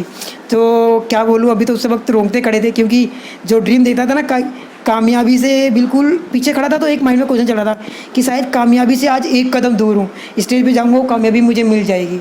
और जो कैप मेरे सर पे आती है तो मेरे रोंगटे खड़े होते हैं। मेरे माइंड में बहुत सारी चीज़ें होती हैं कि यार ये क्या हो रहा है, जो कभी ड्रीम देखा था मेरे सर पे है, वो सच में यार उस तकदीर की टोपी ने मेरी तकदीर रियली में चेंज कर दी।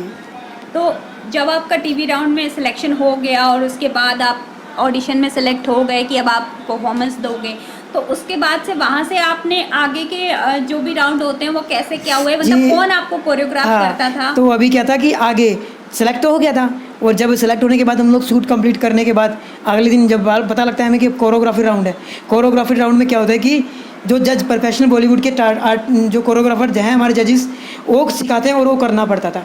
और वहाँ पे हम लोग सिलेक्ट हुए थे टॉप 60 में मैं आ चुका था। तो क्या था, टॉप 60 में आने के बाद जजेस की, तीनों जजेस की चुनौती मुझे मिल चुकी थी। चुनौती थी इनकी, चैलेंज था मेरे पास कि 5-5 मिनट में तीनों की परफॉर्मेंस कंप्लीट करनी है, टोटल 15 मिनट में तीनों की परफॉर्मेंस। अब वहाँ पे वो लोग तो अपने लेग्स यूज़ कर रहे थे 60 मेंबर, और मैं वहाँ पे अपने लेग्स यूज़ नहीं कर पा रहा था। अब मैं बहुत डर चुका था कि यार अब मेरा सफ़र ऐसे यहाँ पे एंड होने वाला था। तो मेरे पापा भी उधर बैग में बैठे होते हैं, मैं जैसे हम लोगों को 2 मिनट हम लोगों को पानी पीने का चांस मिलता है, मैं भाग के पापा के पास आता हूँ। मैं कहा पापा बैग पैक कर लो, हम लोग दिल्ली वापस जाने वाले हैं। तो बोलते क्यों? मैं कहा पक्का मैं बाहर होने वाला हूँ। अभी 60 कर रहे हैं और वो चीज़ वो कर रहे हैं, वो पूरे लेग्स यूज़ कर रहे हैं और मुझे शायद से नहीं लिया जाएगा, अभी मैं रिजेक्ट होने वाला हूँ यहाँ से। तो पापा बोलते कोई नहीं, इतना आ गया ना उतना ही बहुत है। फिर थोड़ी देर बाद क्या होता है कि पहला राउंड कंप्लीट होता है। पहला किसका था? मुदस्सिर, सॉरी मास्टर पुनीत का था। तो कंप्लीट पुनीत सर की कोरियोग्राफी जितना मेरे हाथों से हुआ मैंने किया, और अपने माइंड से अपने लेग्स को भी यूज़ किया, उनको करता हूँ। पुनीत सर इतनी तारीफ़ करते हैं उस कोरियोग्राफी राउंड के बाद, वो अपने टॉप 15 में जो 30 चॉइस किए जाते हैं उसमें तो नहीं करते, बट उसके बाद मुझे स्पेशल में बोलते हैं कि ये लड़का मेरी तरफ से है आगे। मैं शौक हो गया यार, मैंने ऐसा क्या तारीफ किया, काबिल कर दिया। राउंड में आपको एक एज अ स्पेशल कंटेस्टेंट रख लिया है, स्पेशल परफॉर्मर। बिल्कुल, बट चुनौती थी कि अभी वहाँ पे चैलेंज मेरे लिए आ चुका था कि अभी मैंने एक ही मास्टर की स्पेशल में आया था, 2 मास्टर थे, अगर जो वो उनके चैलेंज पे खड़ा नहीं उतरा तो शायद से मुझे घर जाना पड़ जाए। तो अभी फिर मैं पापा के जाके, जैसे पुनीत ने बोला कि सचिन ये बंदा जीनियस है मेरे लिए और ये ग्रेट है, तो और मुझे नहीं पता कि कहाँ तक जाएगा, बट मेरी तरफ से इस बंदे के लिए हमेशा हाँ रहेगी मेरे दिल में। तो मैं कहता हूँ शायद से इसने कुछ तारीफ़ की है तो शायद से इनके दिल में मेरे लिए हाँ हो, मेरे चांस बन सकते हैं। मैं वापस भाग के जाता हूँ, पापा अभी बैग पैक नहीं करना, खोल दो बैग, हम वापस यहीं रहेंगे दिल्ली मुंबई में। पापा को बोलते हो पापा बैग पैक कर लो, और फिर मैं वापस आके बोलता हूँ पापा अभी फिर से जोश आ जाता है। अभी अपन लोग 15-20 दिन के लिए मुंबई में सेट है, आराम से चैनल वालों का खाना खाएंगे, फ्री में, टेंशन मत लो।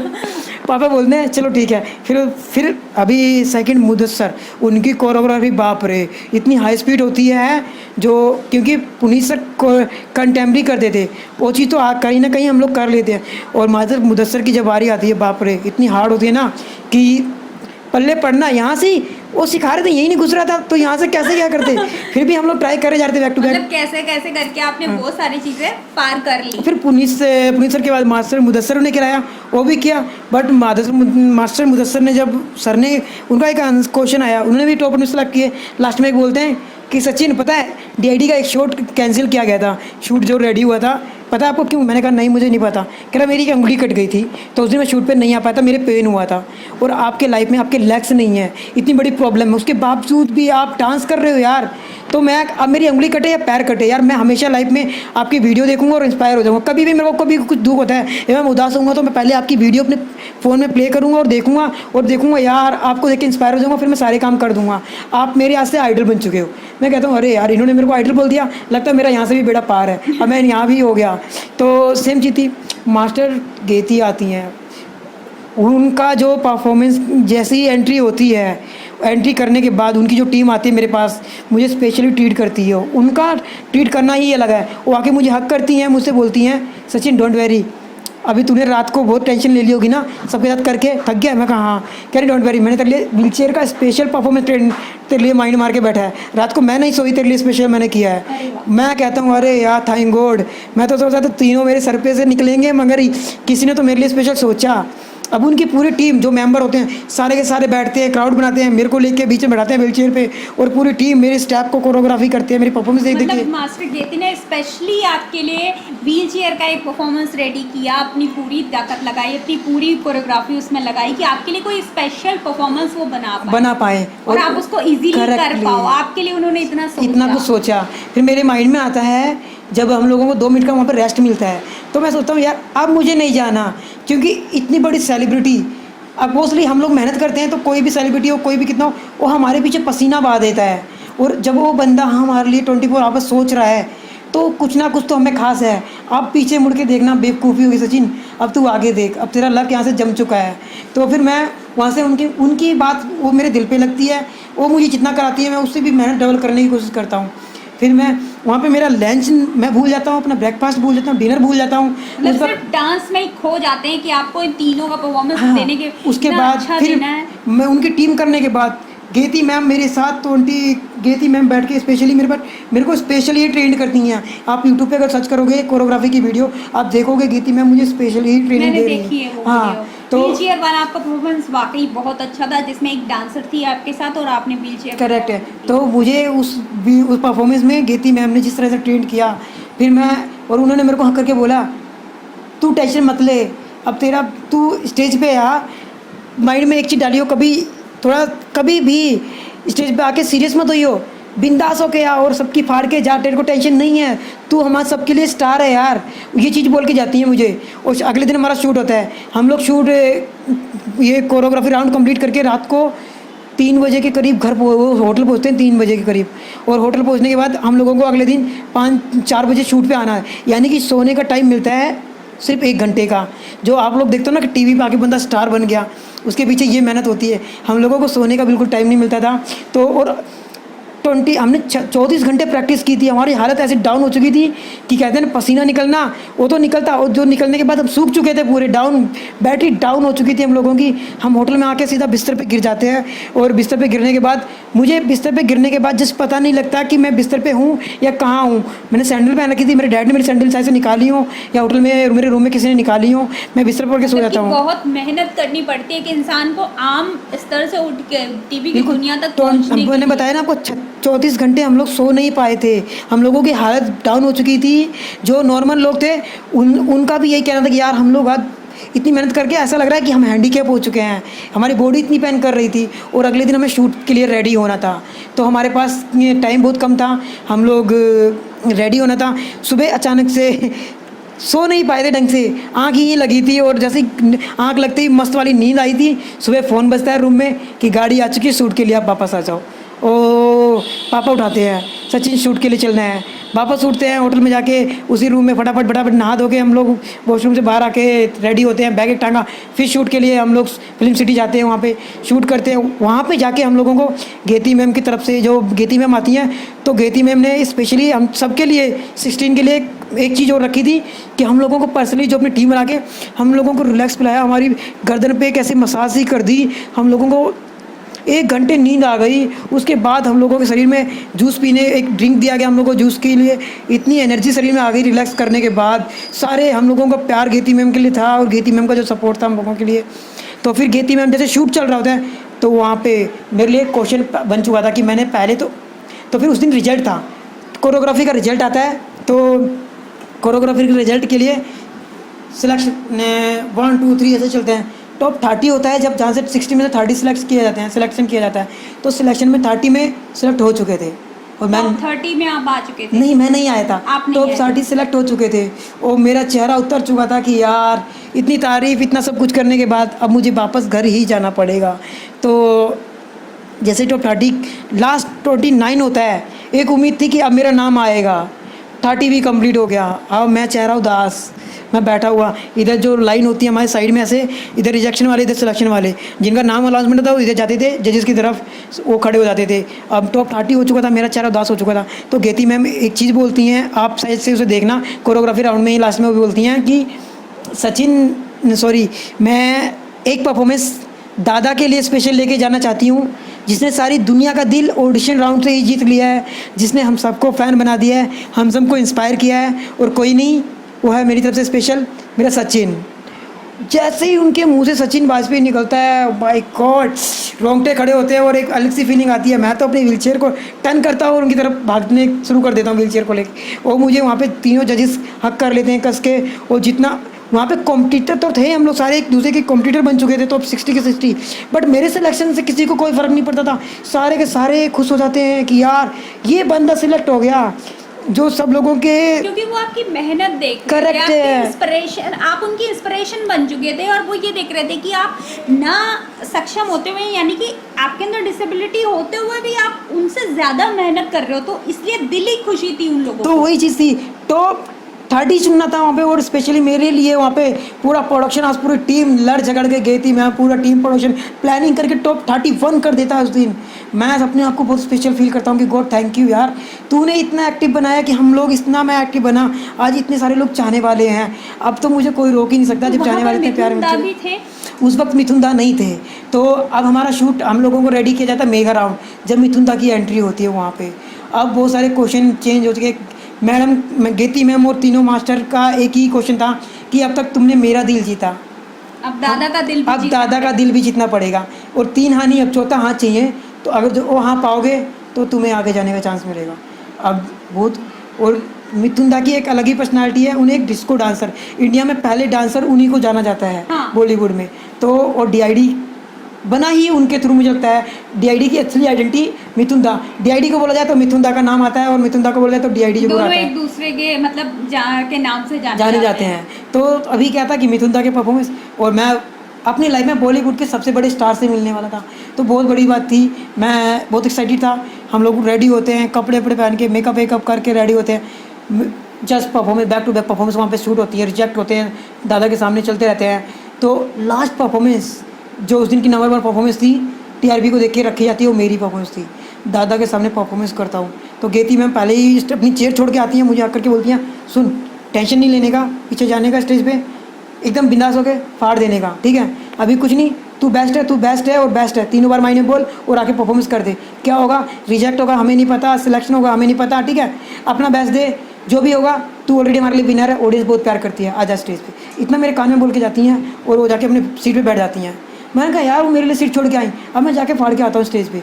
मैं गया, जो टॉप 30 सामने वहाँ पे बैठाए गए थे बैकग्राउंड में, जो देख रहे थे मुझे, मेरी परफॉर्मेंस वहाँ अंदर से LED पे चल रही थी, वो लोग देख रहे थे, जितने बैकग्राउंड में परफॉर्मर थे, कंटेस्टेंट थे वहाँ के, और जो प्रोडक्शन हाउस टीम था, डायरेक्टर जो डिसाइड कर रहे थे सारा कुछ। एक्शन बोलते ही परफॉर्मेंस स्टार्ट हुआ।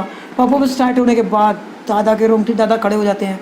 दादा खड़े होने के बाद परफॉर्मेंस में तीनों जजेस खड़े हो जाते हैं, पूरी ऑडियंस सामने खड़ी होती है, सारी खड़ी होकर क्लैप कर रही होती है। तो उसमें एक एक्शन होता है, तो टर्निंग करने के बाद जैसे ही मैं व्हीलचेयर में बैठता हूँ तो दादा ने कुछ डायलॉग मारा था कि डांस करने के लिए ऐसे पैरों का होना ज़रूरी नहीं, दिल चाहिए। मैं डांसर हूँ, लोग मुझे डांसर के नाम से डिस्को डांसर बोलते हैं, मिथुन दा बोलते हैं, दादा बोलते हैं। आज तूने मुझे बहुत छोटा फील करा दिया, तो मेरे पास आ। तो दादा बोला जैसे आपकी व्हीलचेयर है ऐसे व्हीलचेयर सेम मेरे पास थी। दादा मुझे अपने पास बुलाते हैं और मेरी व्हीलचेयर को पकड़ के ऐसे अपने पास खींचते हैं और खड़े हो जाते हैं। कह रहा पता है तेरे को मैंने अपने पास क्यों बुलाया? मैं कहा क्यों दादा, मुझे नहीं पता। कह रहा अब मैं खड़ा होता हूँ और मेरी तेरे सामने बैठने की औकात नहीं है, तुझे जज करने की औकात नहीं है। ये तीनों मास्टर पता है ये भोंदू बने तीनों क्यों बैठे जजेस? क्योंकि तेरे सामने किसी को बोलने की कुछ औकात नहीं है। तू सबसे सीनियर है, तुझे जज करने की हम जज सोच नहीं सकते। तू एक्स्ट्रा ऑर्डनरी है मेरे भाई, मेरा बच्चा, तू बहुत कुछ पाएगा लाइफ में, बहुत कुछ मेरा इंस्पिरेशन है, दादा बोलते हैं। और उसी वक्त फिर वो क्या करते हैं, मेरे साथ फ़ोटो खींचते हैं, अपनी व्हाट्सअप डीपी लगाते हैं, फिर मेरे को बहुत कुछ बोलते हैं लाइफ में आगे बढ़ने के लिए। तो बहुत सारी चीज़ें ऐसी थी। मिथुन दा के सामने जाना मेरे लिए जो सिंपल सी बात थी, जो स्टूडेंट था जिसका ड्रीम था पढ़ लिख के गवर्नमेंट जॉब मिल जाएगी तो ठीक है, अदरवाइज बिजनेस करेगा। दुनिया पे इतने बड़े बड़े लोग जिनके साथ एक फ़ोटो खिंचवाने के लिए लोग पूरी लाइफ में तरसते हैं कि कभी उनके साथ एक स्टार के साथ फ़ोटो खींचने का मौका मिले, ऐसी पर्सनैलिटीज से आपको फेस टू फेस मिलने का। फिर दादा जब मुझे फिर वहाँ पे मेरा परफॉर्मेंस टेलीकास्ट, उस वक्त जो शूट हुए थे दोनों तो टेलीकास्ट नहीं हुआ था टीवी पे, तो टेलीकास्ट फिर मुझे स्पेशल में डाला गया था। तो मुझे वही बोलते हैं कि Sachin thank you so much, आप आए, इंस्पायर किया सबको, आप हमारे लिए स्पेशल हो, स्पेशल परफॉर्मेंस रहोगे। ये कंपटीशन आपके लिए छोटी बात है, हम आपको कंपटीशन में रख के आपकी इंसल्ट नहीं करना चाहते, तो आप मेरे लिए स्पेशल हो, आपको हम वापस बुलाएंगे। फिर मैं वहाँ से दिल्ली आने का प्रोग्राम मेरा होता है स्टार्ट, फिर मैं दिल्ली आता हूँ।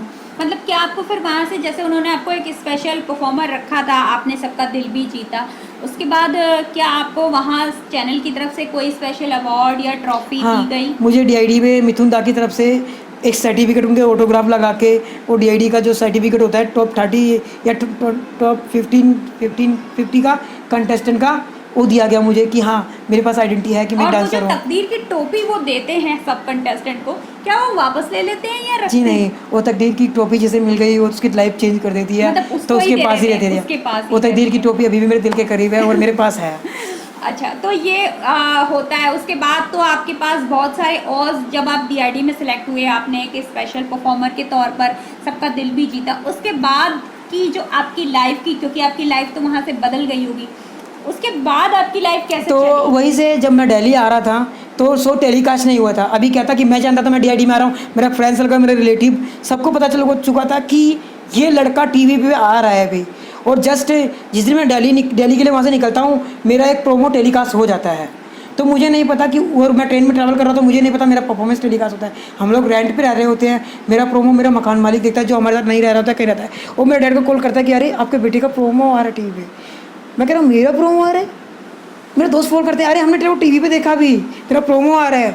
मैं ट्रेन में था, मेरे माइंड में क्वेश्चन आ रहा है यार जल्दी घर पहुंचूं, मैं अपना प्रोमो देखूं, मेरी आंखों को, मेरे को अपने टीवी पे अपने आप को देखना है कि मैं कैसा दिखता हूँ टीवी पे।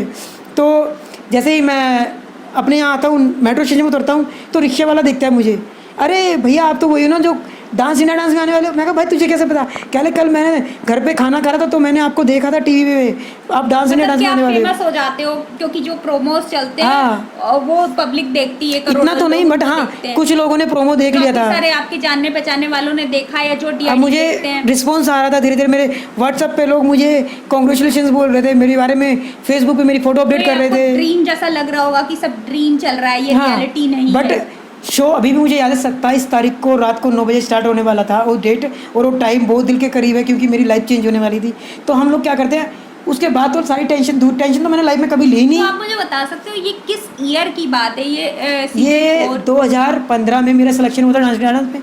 2015 वो 27 जुलाई को शो टेलीकास्ट होने वाला था। तो 27 जुलाई की मैं बात बताता हूँ आपको। मॉर्निंग में हम सारे लोग 27 जुलाई को जून में शायद से टेलीकास्ट होने वाला था। तो हम लोग क्या करते हैं सारे फ्रेंड सर्कल, अब हमें पता है रात को तो मैं ही आने वाला हूँ टीवी पे, तो एंजॉय करने के लिए हम लोग घूम रहे होते हैं, मस्ती कर रहे होते हैं। तो अभी हमारा इवनिंग का टाइम होता है 8 बजे करीब, एक रेस्टोरेंट में बैठ के ऑर्डर कर रहे होते हैं चाउमीन दबा के, क्योंकि 9 बजे तो हमें पता है अपने घर सब होंगे और नहीं मिलेंगे एक दूसरे को। 9 से 10 बजे तक हम तो हिलने वाले नहीं है, 10-11 बजे तक रियलिटी शो चलने वाला है और मुझे नहीं पता मेरी परफॉर्मेंस कब आएगी, तो हम मिलने वाले नहीं है, सब अपने घर भागेंगे। तो हम लोग ऐसे करते हैं अभी खुशी इतनी होती तो हम लोग मस्त से यहीं जनकपुरी में बीकानेर में बैठे होते हैं और ऑर्डर कर देते हैं। तो ऑर्डर करने के बाद क्या करते हैं, टाइम तो देखा नहीं होता और अचानक से टाइम देखते हैं, अरे मेरे घर से फ़ोन पहुँचता है कि सचिन कहाँ पे है, डांस इंडिया डांस स्टार्ट होने वाला है, 5 मिनट टाइमिंग आ रहा है उसमें, कमिंग सून में, जल्दी आओ। अरे यार ऑर्डर तो कर दिया था, अभी माइंड में चला था, मैं कहा भाई इसका बिल दे और छोड़ घर भागो। 3-4 बाइक पे सारे लड़के थे, सब कुछ छोड़ छाड़ के घर भागे। और वहाँ से मेरा दोस्त के घर, मेरे घर से 5-10 मिनट का रास्ता था, उसके घर पे मेरी ट्राईसाइकिल खड़ी हुआ करती थी। हमारा प्लान होता था, हमारा एक दोस्त है, हम सारे झुंड बना के एक दोस्त के घर पे मिलते थे, जहाँ कोई मैं अपनी ट्राईसाइकिल से पहुँचता था या वो मुझे बाइक से लेने आता करता था, दूसरे भी अपने बाइक से वहाँ पे आते थे। हम झुंड बना के 3-4 बाइक इकट्ठे करते थे, ट्राईसाइकिल वहाँ खड़ी की, वहाँ से उसके बाद फिर हम निकल जाते थे मस्ती करने के लिए, कहीं पार्क में, कहीं घूमने गए, कभी किसी मार्केट में चले गए। तो वही चीज़ चलती थी, वही चीज़ थी, सारे उसी अड्डे पे, कहते हैं ठिया नहीं बोलते, जिसे बोलते हैं ठिया, तो हम लोगों को एक ठिया बन चुका था। वहाँ पे 7 बजे के करीब खड़ा होना, सबका मस्ती करना और एक दूसरे के लिए मजाक उड़ाना, एक दूसरे की खिंचाई करना। और दोस्त का घर था तो वहाँ पे कोई रोकने टोकने वाला भी नहीं था, उसके घर में। आप सब लोग मिलके आपकी परफॉर्मेंस देखते हो दोस्त के घर? अभी नहीं, तो अभी वहाँ पे आते हैं, जैसे ही मैं अपनी ट्राईसाइकिल हटाता हूँ, मैं अपने घर भागता हूँ, वहाँ से सारे बंदे अपनी अपनी गाड़ी लेके एक दूसरे के अपने अपने घर भागते हैं फटाफट, और घर जाते हैं तो डांस लेना स्टार्ट हो चुका होता है। अभी वेट करते हैं, जैसे ही पहला ऐड आता है तो ऐड में जैसे कि ब्रेक के पहले दिखाते हैं ना कि अभी कमिंग अप में ही दिखाएंगे, तो मेरा प्रोमो फिर से और चीज़ मेरी परफॉर्मेंस दिखा देते हैं 2 सेकंड। और उसमें क्या करते हैं, वो व्हीलचेयर गिरने वाला प्रोमो बनाते हैं, जो वो बार बार चलता है, और वो बाप रे 1.5 घंटे वो प्रोमो चलाते हैं वो लोग बैक टू बैक। और मेरी परफॉर्मेंस दिन की बेस्ट परफॉर्मेंस इस लास्ट में रखी जाती है। हाँ, तो अभी क्या था कि परफॉर्मेंस टेलीकास्ट, अब मेरे जैसे ही कमिंग अप में आता है सबके रोंगटे खड़े थे, अब आएगा अब आएगा, और परफॉर्मेंस स्टार्ट होता है वहाँ पे, फिर तो पूरा गली एरिया सन्नाटा मचा होता है हर जगह, और सब वहाँ टीवी खोल के हर जगह एरिया में हर जगह मेरी जानने वाले सब लोग आपकी परफॉर्मेंस देखते हैं, सब देख रहे होते हैं, बधाइयाँ आती हैं ढेर सारी। बिल्कुल, जैसे ही परफॉर्मेंस खत्म होता है फिर तो किसी को पता ही नहीं कि डांस इंडिया चल रहा है या खत्म हुआ है। जैसे मेरा परफॉर्मेंस खत्म हुआ, मेरी गली में मेरे घर के आगे इतनी भीड़ लग चुकी होती है, मेरी मम्मी का फ़ोन, हमारे घर पे जो फ़ोन रहता है, मेरे पापा का फ़ोन, सबके फ़ोन इतने, मेरा फ़ोन इतना फ़ोन हम बात कर रहे होते हैं, लाइन में वेटिंग पे चल रहा है फ़ोन, और हमारा फ़ोन हैंग कर जाता है, इतने फ़ोन पे फ़ोन आते हैं। उस वक्त कुछ अजीब ही था। अगले दिन देखता हूँ कि हाँ कि सच बोलूँ तो हो चुका था लाइफ में बहुत कुछ, और हम अपनी वैल्यू, कभी कभी ऐसा होता है ना कि हम अपनी वैल्यू खुद नहीं समझते, तो वही चीज़ था कि मैं अपनी वैल्यू समझ ही नहीं रहा था। वही आम आदत थी, घूमना मस्ती करना, वही चीज़ थी। सब दोस्त आ जाते हैं डीआईडी ख़त्म होने के बाद सारे घर पे, तो कुछ लोग हमारी गली के लोग मिठाई लेके आते हैं, मुझे खिलाते हैं, गोद में उठा लेते हैं, तो बहुत सारे लोग सेलिब्रेट करते हैं, उसे बहुत कुछ होता है। तो फिर बोलते हैं डीआईडी की कैप लेके आ, डीआईडी कैप लेके आ, जो घर पे रखी थी मैं सबको दिखाता हूँ, सब कैप पहन के फ़ोटो खिंचाते हैं, मेरे साथ फ़ोटो ले रहे होते हैं। उस दिन के अगले दिन की बात बताता हूँ मैं। तो क्या होता है कि अगले दिन मैं फ़ेसबुक खोलता हूँ, मुझे नहीं पता कि क्या होने वाला है क्या नहीं। मैं फ़ेसबुक खोल के मॉर्निंग में 7 बजे उठ जाता हूँ। आईडी, मेरी आदत थी कि अपने बारे में सर्च करना। अब उस दिन के बाद तो फिर लोग मेरे बारे में अपडेट कर रहे थे, और मैं देखता हूँ फेसबुक पे सचिन वाजपेयी, जितना देखता हूँ नीचे मैं आ रहा हूँ, मेरी ही फ़ोटो, मेरी ही वीडियो अपलोड हो रही है।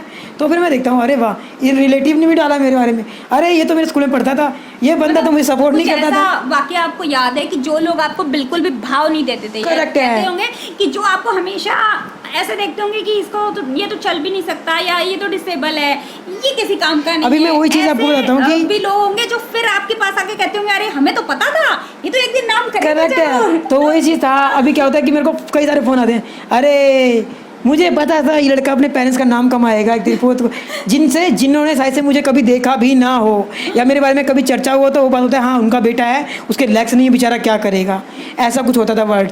तो उनके फ़ोन आते थे, तो वो चीज़ें होती थी, मेरे बारे में बहुत सी अपडेट्स होती थी। फिर मेरे को ना क्या होता है कि एक NGO से कॉल आता है कि सचिन हम आपको ट्राईसाइकिल देना चाहते हैं। मुझे नहीं पता कहाँ है, मैं भी जोश में, यार ट्राईसाइकिल नहीं मिल रही है, ले लो भाई, मुफ्त का माल है, छोड़ क्यों रहे हो। मैं भी छोड़ देता हूँ। और कहते हैं अपनी वैल्यू नहीं पता। नवादा मेट्रो से हमारी नियर बाई पड़ते हैं, मैं मेट्रो पकड़ता हूँ और बैग पकड़ता हूँ। एक लड़का मुझे मेट्रो में बोलता है, अरे आप सचिन हो ना जो कल डांस इंडिया डांस में आए थे? मैं बोलता हूँ हाँ। आप गोदली मेट्रो में 10 कम से कम वहाँ पे 20 मेंबर तो ऐसे थे जो मुझे जानते थे, पर उन्होंने नोटिस नहीं किया उस वक्त। तो एक बोलता है सारे देखते हैं, अरे हाँ हमने भी देखा था। वो धीरे धीरे पूरी मेट्रो क्राउड जमा होता है, मेरे डिब्बे मुझे उतरना होता है, राजौरी गार्डन में ट्रेन मेट्रो चेंज करनी थी, मैं वहाँ से सीधा जाता हूँ, वहाँ क्या नाम है, उतरता जाके मेरी मेट्रो में मेरे पास इतना क्राउड था कि गेट खुलता है और बंद हो जाए मुझे पता नहीं लगता, मुझे मंडी हाउस के पास जाके उतरना पड़ता है। तो अब उसके बाद ये तो रही डीआईडी तक की आपकी जर्नी कि आपको इस तरह बहुत प्यार मिला लोगों का और जजेस का सबका। उसके बाद कौन कौन से शोज आपने किए या किन किन शोज कहते हैं का ना, आपको ऑफर आया? करेक्ट है, जैसे कि लोगों को कहते हैं ना कि अभी ये आर्टिस्ट बन गया, इसकी लाइफ सेट है, हर किसी का कमाना ही होता है, बट जो मेहनत करता है उसको पता होता है कि अभी क्या लाइफ में बाकी है। आर्टिस्ट बनना और आर्टिस्ट बनने के बाद अपने आप को बरकरार रखना, क्योंकि आर्टिस्ट लाइन में बहुत सारे आर्टिस्ट हैं, मार्केटिंग बहुत तगड़ी है, उसमें बरकरार रखना अपने आप को बहुत बड़ी बात होती है। तुम स्क्रीन पे दिखोगे तो मार्केट में बिकोगे, अदरवाइज तुम्हें कोई आज लोग देख रहे हैं कल भूल जाएंगे। रियलिटी यही है कि रियलिटी यही आज है। हम अगर अपने आप को वहाँ पे स्टेबल नहीं रखेंगे, उसके लिए मेहनत नहीं करेंगे, तो वहाँ से हम कब हट जाएंगे हमें खुद नहीं पता। तो उसके बाद फिर मुझे शोज़ मिलना स्टार्ट होते हैं, मेरे इवेंट वगैरह, मैं इवेंट जो अपने करता हूँ सारे, ठीक है। इवेंट करने के बाद फिर मैं उसके 6-7 महीने बाद एक शो करता हूँ, साउथ का रियलिटी शो है। जैसे अपने इधर इंडियाज़ गॉट टैलेंट काफ़ी पॉपुलर है ना, वो साउथ में इंडियाज़ गॉट टैलेंट की तरह है, बहुत पॉपुलर है। शो का नाम है उग्रम उजलम। उस वक्त सीज़न 2 आया था उसका। तो वो किस लैंग्वेज में है? वो साउथ की लैंग्वेज में है, साउथ की लैंग्वेज में वहाँ बोला जाता है, बट वो हिंदी भी बोल सकते हैं उस शो में। तो वहाँ पे मैं परफॉर्मेंस के लिए बुलाया गया। तो ये कहाँ पे हुआ था शो? ये साउथ में केरला के पास कोची करके पड़ता है एक, हाँ। उसमें हुआ था ये शूट, वहीं फिल्म सिटी है उनकी, तो उसी में शूट हुआ था। वहाँ साउथ के काफ़ी पॉपुलर बड़े बड़े आर्टिस्ट थे उसमें, तो उसमें वहाँ पे मैं पार्टिसिपेट कर, वहाँ मुझे एक स्पेशल परफॉर्मेंस के लिए एक ही बुलाया जाता है, बट एक परफॉर्मेंस जब टेलीकास्ट होता है तो उस परफॉर्मेंस का क्रेज़ इतना तगड़ा बनता है ना वहाँ पे, तो मुझे 2 परफॉर्मेंस के लिए फिर से बुलाया जाता है वहाँ पे। तो फिर अभी साउथ में भी आइडेंटिटी अच्छी बन गया वहाँ परफॉर्मेंस के बाद। फिर उसके बाद मुझे कहते हैं ना, अपने आप को बैठना मुझे ही पसंद नहीं था। अभी मार्केट में आया था तो बरकरार रखना था, बैक टू बैक काम करना, मज़े आ रहे थे मुझे लाइफ में भागने में। मेरी लाइफ का एक ही मकसद था कि तू भाग सकता है, जितना भागेगा उतना तुम्हें मिलेगा।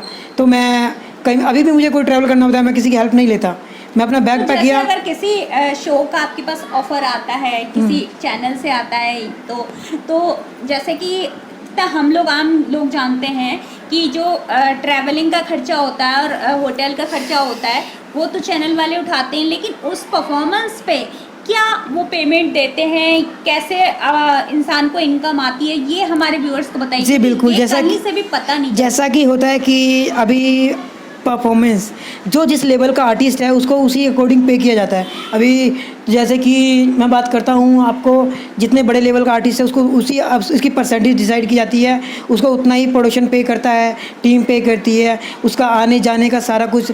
अभी आर्टिस्ट स्टार्टिंग में तो ऑडिशन जब मैंने दिया था डीआईडी का, तो मैंने सारा आना जाना अपने खर्चे से किया था, क्योंकि उस टाइम मैं एक कॉमन मैन था, सिंपल सी बात थी, स्ट्रगल करके गया था वहाँ तक। उस स्ट्रगल के बाद जब एक आर्टिस्ट बन गया, एक गिनती सेलिब्रिटी लोगों में आने लगी, फिर चैनल मैनेजमेंट करने लगा, जो चैनल ने डिसाइड किया वो चलता रहा, वैसे ही बैक टू बेसिक पेमेंट होने लगी। एक रूल बना दिया गया कि इसकी ये चीज़ है, इसके अंदर इतनी रिक्वायरमेंट रहेगी, इसका आने जाने का, फ्लाइट से लेके हर चीज़ का मैनेजमेंट ये संभालेगी। एक टीम बना दी गई कि सचिन को मैनेजमेंट करना ये आपकी रिस्पॉन्सिबिलिटी है। तो अभी आपका जैसे किसी चैनल के साथ कॉन्टेक्ट है, जैसे कि अगर आप कोई शो करोगे तो कोई चैनल के हम लोग कोई रियलिटी शोज़ करते हैं, तो reality shows first of all सबसे पहले जब आर्टिस्ट बनने के लिए रियलिटी शोज़ में पार्टिसिपेट करते हैं तो हमारा 3 साल का एक कॉन्ट्रैक्ट साइन होता है, क्योंकि हमें बनाता चैनल है। चैनल का मतलब है कि वो हमें बना रहा है, तो हम उसका हमारा कोई फ़ायदा गलत ना उठा ले, इसलिए हमें मैनेज करना उसका काम होता है, तो इसलिए वो साइन कराता है कॉन्ट्रैक्ट हमसे। तो उस समय तो जी टीवी के साथ आपने कॉन्ट्रैक्ट करेक्ट, जी टीवी के साथ था। तो जी टीवी से रिलेटेड जो भी चैनल होंगे या उनके जो भी शोज होंगे उसके लिए अगर आपको जाना है तो टीम ही डिसाइड करेगी, टीम ये जी की टीम ही डिसाइड करती है। फिर भी एक अंदाज़ा होगा, जैसे कि मैं आपसे एग्जैक्ट फिगर नहीं पूछूंगी, लेकिन फिर भी एक अंदाज़ा होगा कि एक इंसान को, क्योंकि व्यूअर्स ये जानना चाहते हैं कि जैसे आपने कोई शो किया तो क्या 20,000 से लेकर 50,000 तक या 10 से लेकर 20 तक या 25 तक, एक मोटा मोटा अगर हम अमाउंट कहें तो एक शो में मैं आपको एक बताता हूँ, जैसे कि अभी चैनल डिसाइड कर देता है कि जैसे कि जो आर्टिस्ट अच्छा खासा पॉपुलर हो जाता है उसकी 50 to 60, 50 to 70, 80, 1 लाख ऐसे डिसाइड होता है पूरा प्रॉपर।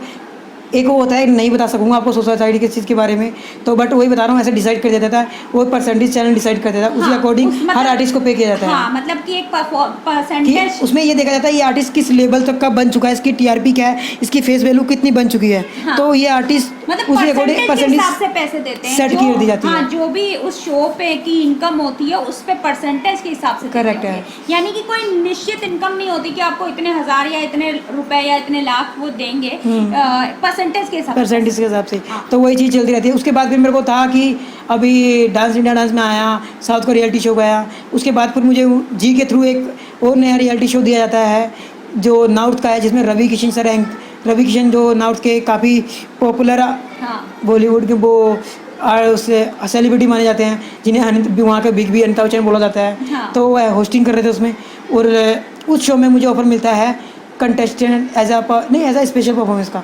तो वहाँ भी मैंने 3 परफॉर्मेंस किया है उसमें नॉर्थ में, वहाँ भी काफ़ी अच्छी पॉपुलरिटी रही। तो जैसे आपको इवेंट वगैरह मिलते रहते हैं, तो ये इवेंट जो भी होते हैं, जैसे कोई जर्नल भी हम जानना चाहेंगे कि ये इवेंट किस टाइप के होते हैं। जैसे आपको उसमें सिंपल एक परफॉर्मेंस देनी होती है जाकर, हाँ, मतलब लोगों को एनुअल डे है कहीं पर, एनुअल डे है, जैसे कुछ भी है। अभी मैं आपको सिंपल से एक जैसे कि बता देता हूँ एग्जांपल, कोई एनजीओ अपना एनुअल डे फंक्शन कराती है, या एनजीओ को कोई मोटिवेशन परफॉर्मेंस चाहिए या मुझसे कुछ स्पीच चाहिए, ऐसे इवेंट्स में मुझे इंस्पायर करने के लिए रखा जाता है। करेक्ट है। हाँ। तो उन्हीं चीज़ों के लिए रखा जाता है मुझे। तो वहाँ पे आप जब भी जाते होंगे तो उनकी तरफ से ही सारा आपको ट्रीट किया जाता होगा आपके लिए, जैसे ट्रैवलिंग के लिए या आपको ले जाना सब कुछ? ये सारा कुछ मेरी टीम डिसाइड कर लेती है पहले ही। जो रिक्वायरमेंट है आने जाने से लेके A to Z मैनेज करना, ये पहले ही इवेंट ऑर्गेनाइजर को बताया जाता है कि ये हमारी रिक्वायरमेंट है। एक मेल प्रॉपर कंपनी का मेल लेटर बना के उनको सेंड किया जाता है, वो लोग पढ़ते हैं, उस पर साइन करते हैं कि हाँ हम लोग रेडी हैं इन्हें बुलाने के लिए, ये रिक्वायरमेंट हम रेडी कर पाएंगे। उसी अकॉर्डिंग सारा डिसाइड होता है, फिर हम लोग करते हैं इस चीज़ को आगे। मतलब कि सब कुछ एक प्रोफेशनल की तरह कॉन्ट्रैक्ट के बेस पर होता है कि आप अगर वहाँ जा रहे हो, परफॉर्म कर रहे हो या आप स्पीच दे रहे हो, जो भी कुछ कर रहे हो, तो उसका आपको उनको उतना पे करना है, और ये मैनेजमेंट सारी उन्हीं की है, सारा कुछ A to Z उन्हीं का है। ये सब उन्हें पहले ही हम लोग एक कॉन्टैक्ट, हमारा एक कहते हैं ना रिक्वायरमेंट लेटर बना के सेंड करना, जिसे कंफर्मेशन लेटर बोलते हैं, वो जिधर से जाना फिर उधर से कंफर्मेशन डन करना, ये चलता है। क्योंकि सारा आर्टिस्ट बनने के बाद सारा वर्क प्रोफेशनली ही हो जाता है। तो अब आपके फ्यूचर प्लान्स क्या हैं सचिन? अभी आप प्रेजेंट में क्या कर रहे हैं? जैसा कि शोज कर करेक्ट रहे हैं? है, अभी जैसा कि लास्ट ईयर मैंने रोडीज किया था, उसके बाद मैंने रोडीज किया। रोडीज इंडिया का काफ़ी पॉपुलर शो है, जहाँ से काफ़ी बहुत ज़्यादा पॉपुलर है। तो रोडीज किया, रोडीज के बाद अभी भी मेरा प्लान है कि मैं अपने डांसिंग के थ्रू ही ऐसा नाम कमाऊँ एज अ वर्ल्ड, जैसे कि इंडिया के बाहर रियलिटी शोज जो होते हैं बड़े बड़े, इंडिया के शोज़ में पार्टिसिपेट कर चुका हूँ, लोगों को इंस्पायर कर चुका हूँ। अभी इंडिया के बाहर जाके रख सकूँगी ये जो माइंड है ना, हमारे इंडिया कहते हैं ना इंडिया जुगाड़ है, तो इंडिया में हमारे इंडिया वालों को जितना दिमाग है, देखो यार ऐसा बंदा परफॉर्मेंस कर रहा है और इंडिया के बाहर परफॉर्मेंस कर रहा है। इंडिया के लोगों को तो किया, इंडिया के लोगों के लिए कर रहा है, इंडिया के बाहर के लोगों को इंस्पायर करके वापस इंडिया में आ रहा है। तो ये मेरे लिए टाइटल, जब मुझे मेरे नाम के आगे एक इंडिया लग जाएगा ना, मुझे प्राउड फील होगा कि हाँ मैंने अपने देश के लिए भी परफॉर्म कभी किया है। यानी कि आप देश के लिए परफॉर्म करना चाहते हो, मतलब इंटरनेशनल लेवल परफॉर्मेंस करना चाहता हूँ। तो अभी सचिन क्या आपकी स्टडी वगैरह जारी है, या आप काफ़ी जगह पे ये भी होता है कि जब कोई एक आर्टिस्ट होता है या कोई बंदा ऐसे स्पेशल होता है तो उसको गवर्नमेंट की तरफ से भी कुछ सुविधाएं मिलती हैं, तो आपको ऐसी कोई फैसिलिटी यहाँ पे जैसे आप अभी तो मुझे नहीं पता, बोला तो मुझसे बहुत से लोगों ने कि गवर्नमेंट की तरफ से ऐसी फैसिलिटीज़ होती हैं, बट मुझे अभी तक ऐसी फैसिलिटीज़ मुझे नहीं मिली हैं, तो मुझे इसके बारे में ज़्यादा नॉलेज नहीं है। बट हाँ, अभी तक जो मैं हमारी तरफ से रिक्वायरमेंट होती है, हमें प्राइवेट ही हमारी कंपनीज करती है, अदरवाइज़ कोई नहीं, गवर्नमेंट की तरफ से कुछ नहीं होता है। यानी कि मतलब और सरकार की तरफ से, या मतलब कह सकते हैं कि और किसी की तरफ से आपको ऐसी कोई फैसिलिटी नहीं मिली, क्योंकि हैंडीकैप्स के लिए जॉब्स का भी कोटा रहता है और स्पोर्ट्स का भी कोटा होता है, काफ़ी चीज़ें होती हैं, मतलब ऐसी अभी तक आपके लिए कोई फैसिलिटी नहीं आई है। आपने जो भी हासिल किया अपने बूते पर ही हासिल किया। तो अब परिवार में जैसे कि आपके जानना चाहेंगे कि आपके परिवार में और कौन कौन है और अब आपकी क्या जिम्मेदारी है, क्योंकि परिवार की आपसे उम्मीदें बहुत बढ़ गई होंगी। बिल्कुल, जैसा कि फैमिली में हम 6 मेंबर हैं, मम्मी पापा और 2 भाई और 2 बहनें, टोटल 6 मेंबर हैं हम लोग। तो अभी क्या है कि सारे मेरे छोटे ही हैं, सबसे बड़ा मैं हूँ। एक रिस्पॉन्सिबिलिटी अलग है मेरे पास कि देखो सबसे बड़ा हूँ तो सबसे पहले मेरे पास ही सारी रिस्पॉन्सिबिलिटी बनती हैं। पापा के बाद पापा करते हैं हम लोगों के लिए सारा कुछ मैनेज, उसके बाद मैं हूँ। तो अभी बहुत सारी चीज़ें हैं कि मुझे मैनेज करनी है। अभी फैमिली को भी मुझसे बहुत सारी उम्मीदें हैं कि ये इतना सब कुछ किया लाइफ में, आगे बढ़ूँ, अपने ड्रीम पूरे करूँ। फैमिली का ये कहना है कि उन्होंने मेरे को हमेशा फ्रीडम दी है, आगे भी देते हैं, वो सपोर्ट किया साइड से। आज जो भी हूँ उनके सपोर्ट की बदौलत ही हूँ। अगर जो सपोर्ट नहीं करते, साइड से डांस करना मेरे लिए नामुमकिन था, वो डांस करने के बाद डांसिंग लाइन में नाम बनाना नामुमकिन था, और मैंने ये सब कुछ कर लिया। तो वो लोग साथ में हैं, मेरा फ्रेंड सर्कल मेरे साथ में है, इतने सारे लोग प्यार करने वाले हैं, तो मैंने कर लिया। तो कोई ख़ास इंसान ऐसा है आपकी लाइफ में जिसका आप नाम लेना चाहोगे? पेरेंट्स हैं और फैमिली है, उसके अलावा कोई बहुत ही कोई एक ऐसा ख़ास इंसान, जैसे कि आपने बताया था कि आपके जो डांसिंग गुरु हैं जहाँ तक मैं अनुमान लगा रही हूँ कि आपकी ज़िंदगी में उनका भी बहुत बड़ा रोल रहा होगा, विनोद ठाकुर जी का। तो अभी भी आपकी उनसे बात होती है, मुलाकात होती हाँ, हम लोग रहती है? बिल्कुल, हम लोग अभी बात ही नहीं, हम लोगों का काम भी साथ में होते हैं, हम लोग साथ में वर्क भी करते हैं। जैसे वर्क के अकॉर्डिंग कभी मेरा अपना वर्क होता है, कभी उनका वर्क, और कभी कभार हम लोगों के वर्क साथ में होते हैं।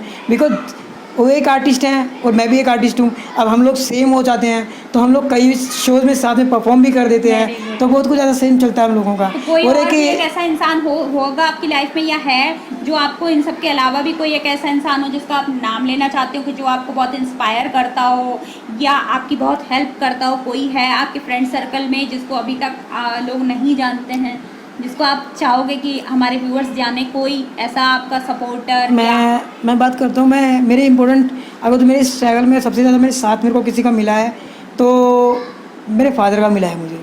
मतलब आपके फादर ही हैं? हाँ, मेरे फादर का मिला है, मेरे दोस्तों का मिला है। तो अभी बहुत सारा झुंड है हमारा दोस्तों का, तो एक का नाम लेके अभी वो चीज़ नहीं लाऊंगा। पता चला कल मारने आ जाए। हाँ, फिर अच्छा नहीं लगता कि बोले यार मेरे बारे में नहीं बोला, मेरे बारे में नहीं बोला। तो मेरा फ्रेंड सर्कल का इम्पोर्टेंट पार्ट तो है मेरे लिए, क्योंकि वो नहीं होते तो मैं शायद से इतना एक्टिव नहीं बनता, ठीक है। क्योंकि जब कुछ होता था आप पद्दी लेके मुझे भाग जाना, या मेरे को बाइक पर लेके भाग जाना। क्रिकेट मैं मेले जाता था तो हम लोग क्या करते थे मेले में, मैं अभी मेले में बताता हूँ क्या करते थे। एक राज की बात बताता हूँ, अभी तक किसी को नहीं पता, मेरे और मेरे फ्रेंड्स को पता है कि हम लोग मेले जाते थे। तो क्या करते थे मेले में कि वहाँ पे ना गार्ड जो होता है मेले में, अब हम लोग अपनी बाइक स्कूटी लेके जाते थे तो गार्ड हम लोगों को बाहर ही रोकता था, गाड़ी बाहर लगाओ। हम गार्ड को रिश्वत दे के अपनी बाइक मेले के अंदर लेके जाते थे, ताकि उसमें आपको घुमाने हाँ। जैसे कि अभी अब हम लोग सारे लोग प्लान करते थे और गार्ड को रिश्वत देते थे। गार्ड में पीछे के गेट से निकालता था और हमारी स्कूटी मेले के अंदर, लोग भी शौक होते थे यार हम लोगों की गाड़ी बाहर कर दी, इस बंदे की गाड़ी अंदर घूम रही है। तो आप स्पेशल थे ना, इसलिए आपको गार्ड भी स्पेशल था। और क्या कहते हैं, इंडिया वाले लोग थे तो खुरापाती तो थे ही हम लोग, तो गाड़ी को थोड़ा बहुत पैसा पकड़ाया और अंदर चले जाते थे हम लोग। यानी कि मतलब इस तरीके से मौज मस्ती करते करते आपकी लाइफ की जर्नी यहाँ तक पहुँची है। तो हमारे जो व्यूअर्स हैं, देखने वाले हैं मेरे चैनल पर, और हम आपके जितने चाहने वाले हैं वो सब, उनके लिए आप कोई खास मैसेज देना चाहेंगे? खास करके जो लोग हैंडीकैप हैं वो तो अगर पैर ना हो या पैर काम नहीं करते हो तो डांसिंग की तो बात तो सोचिए, वो सपने में भी नहीं सोचते हैं। मैं बात करता हूँ सबको इंस्पायर, जैसे कि मेरी परफॉर्मेंस हमेशा, मेरा मकसद यही है कि अगर जो मैं परफॉर्मेंस कर रहा हूँ तो मैं कम से कम ज़्यादा से ज़्यादा लोगों के दिल पे टच हो जाऊँ सीधा, और दिल पे टच हो जाऊँ ताकि वो लोग मुझसे इंस्पायर हो जाएँ।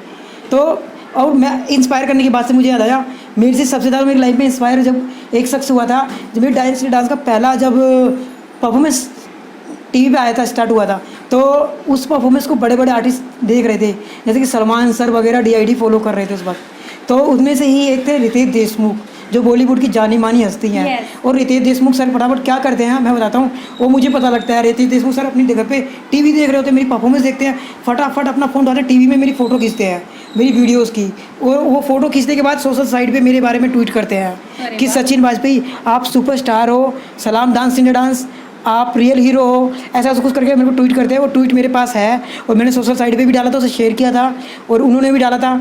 फिर ऐसे ही कई सारे सेलिब्रिटी मैंने कुछ लोगों के बारे में मुझे पता लगा जो मेरे को सोसाइटी में देख पाया, या लोगों ने देखा, मुझे कॉल करके बताया सचिन तेरे बारे में उसने ट्वीट किया है, तेरे बारे में उस आर्टिस्ट ने ट्वीट किया है, तेरे बारे में मिक्का सिंह ट्वीट कर रहा है। ऐसे ऐसे मुझे कॉल्स आते थे जो मैं देख लेता था, और जो नहीं देख पाया तो मुझे भी नहीं पता भी मैंने कितने लोगों ने किया है, बट बहुत से लोगों ने किया है। तो जिसमें रितेश देशमुख जिनका सबसे पहले ट्वीट आया था मेरे दिल के करीब था, तो उनसे वो ज़्यादा मुझसे इंस्पायर हुए थे, बहुत ज़्यादा इंस्पायर हुए थे।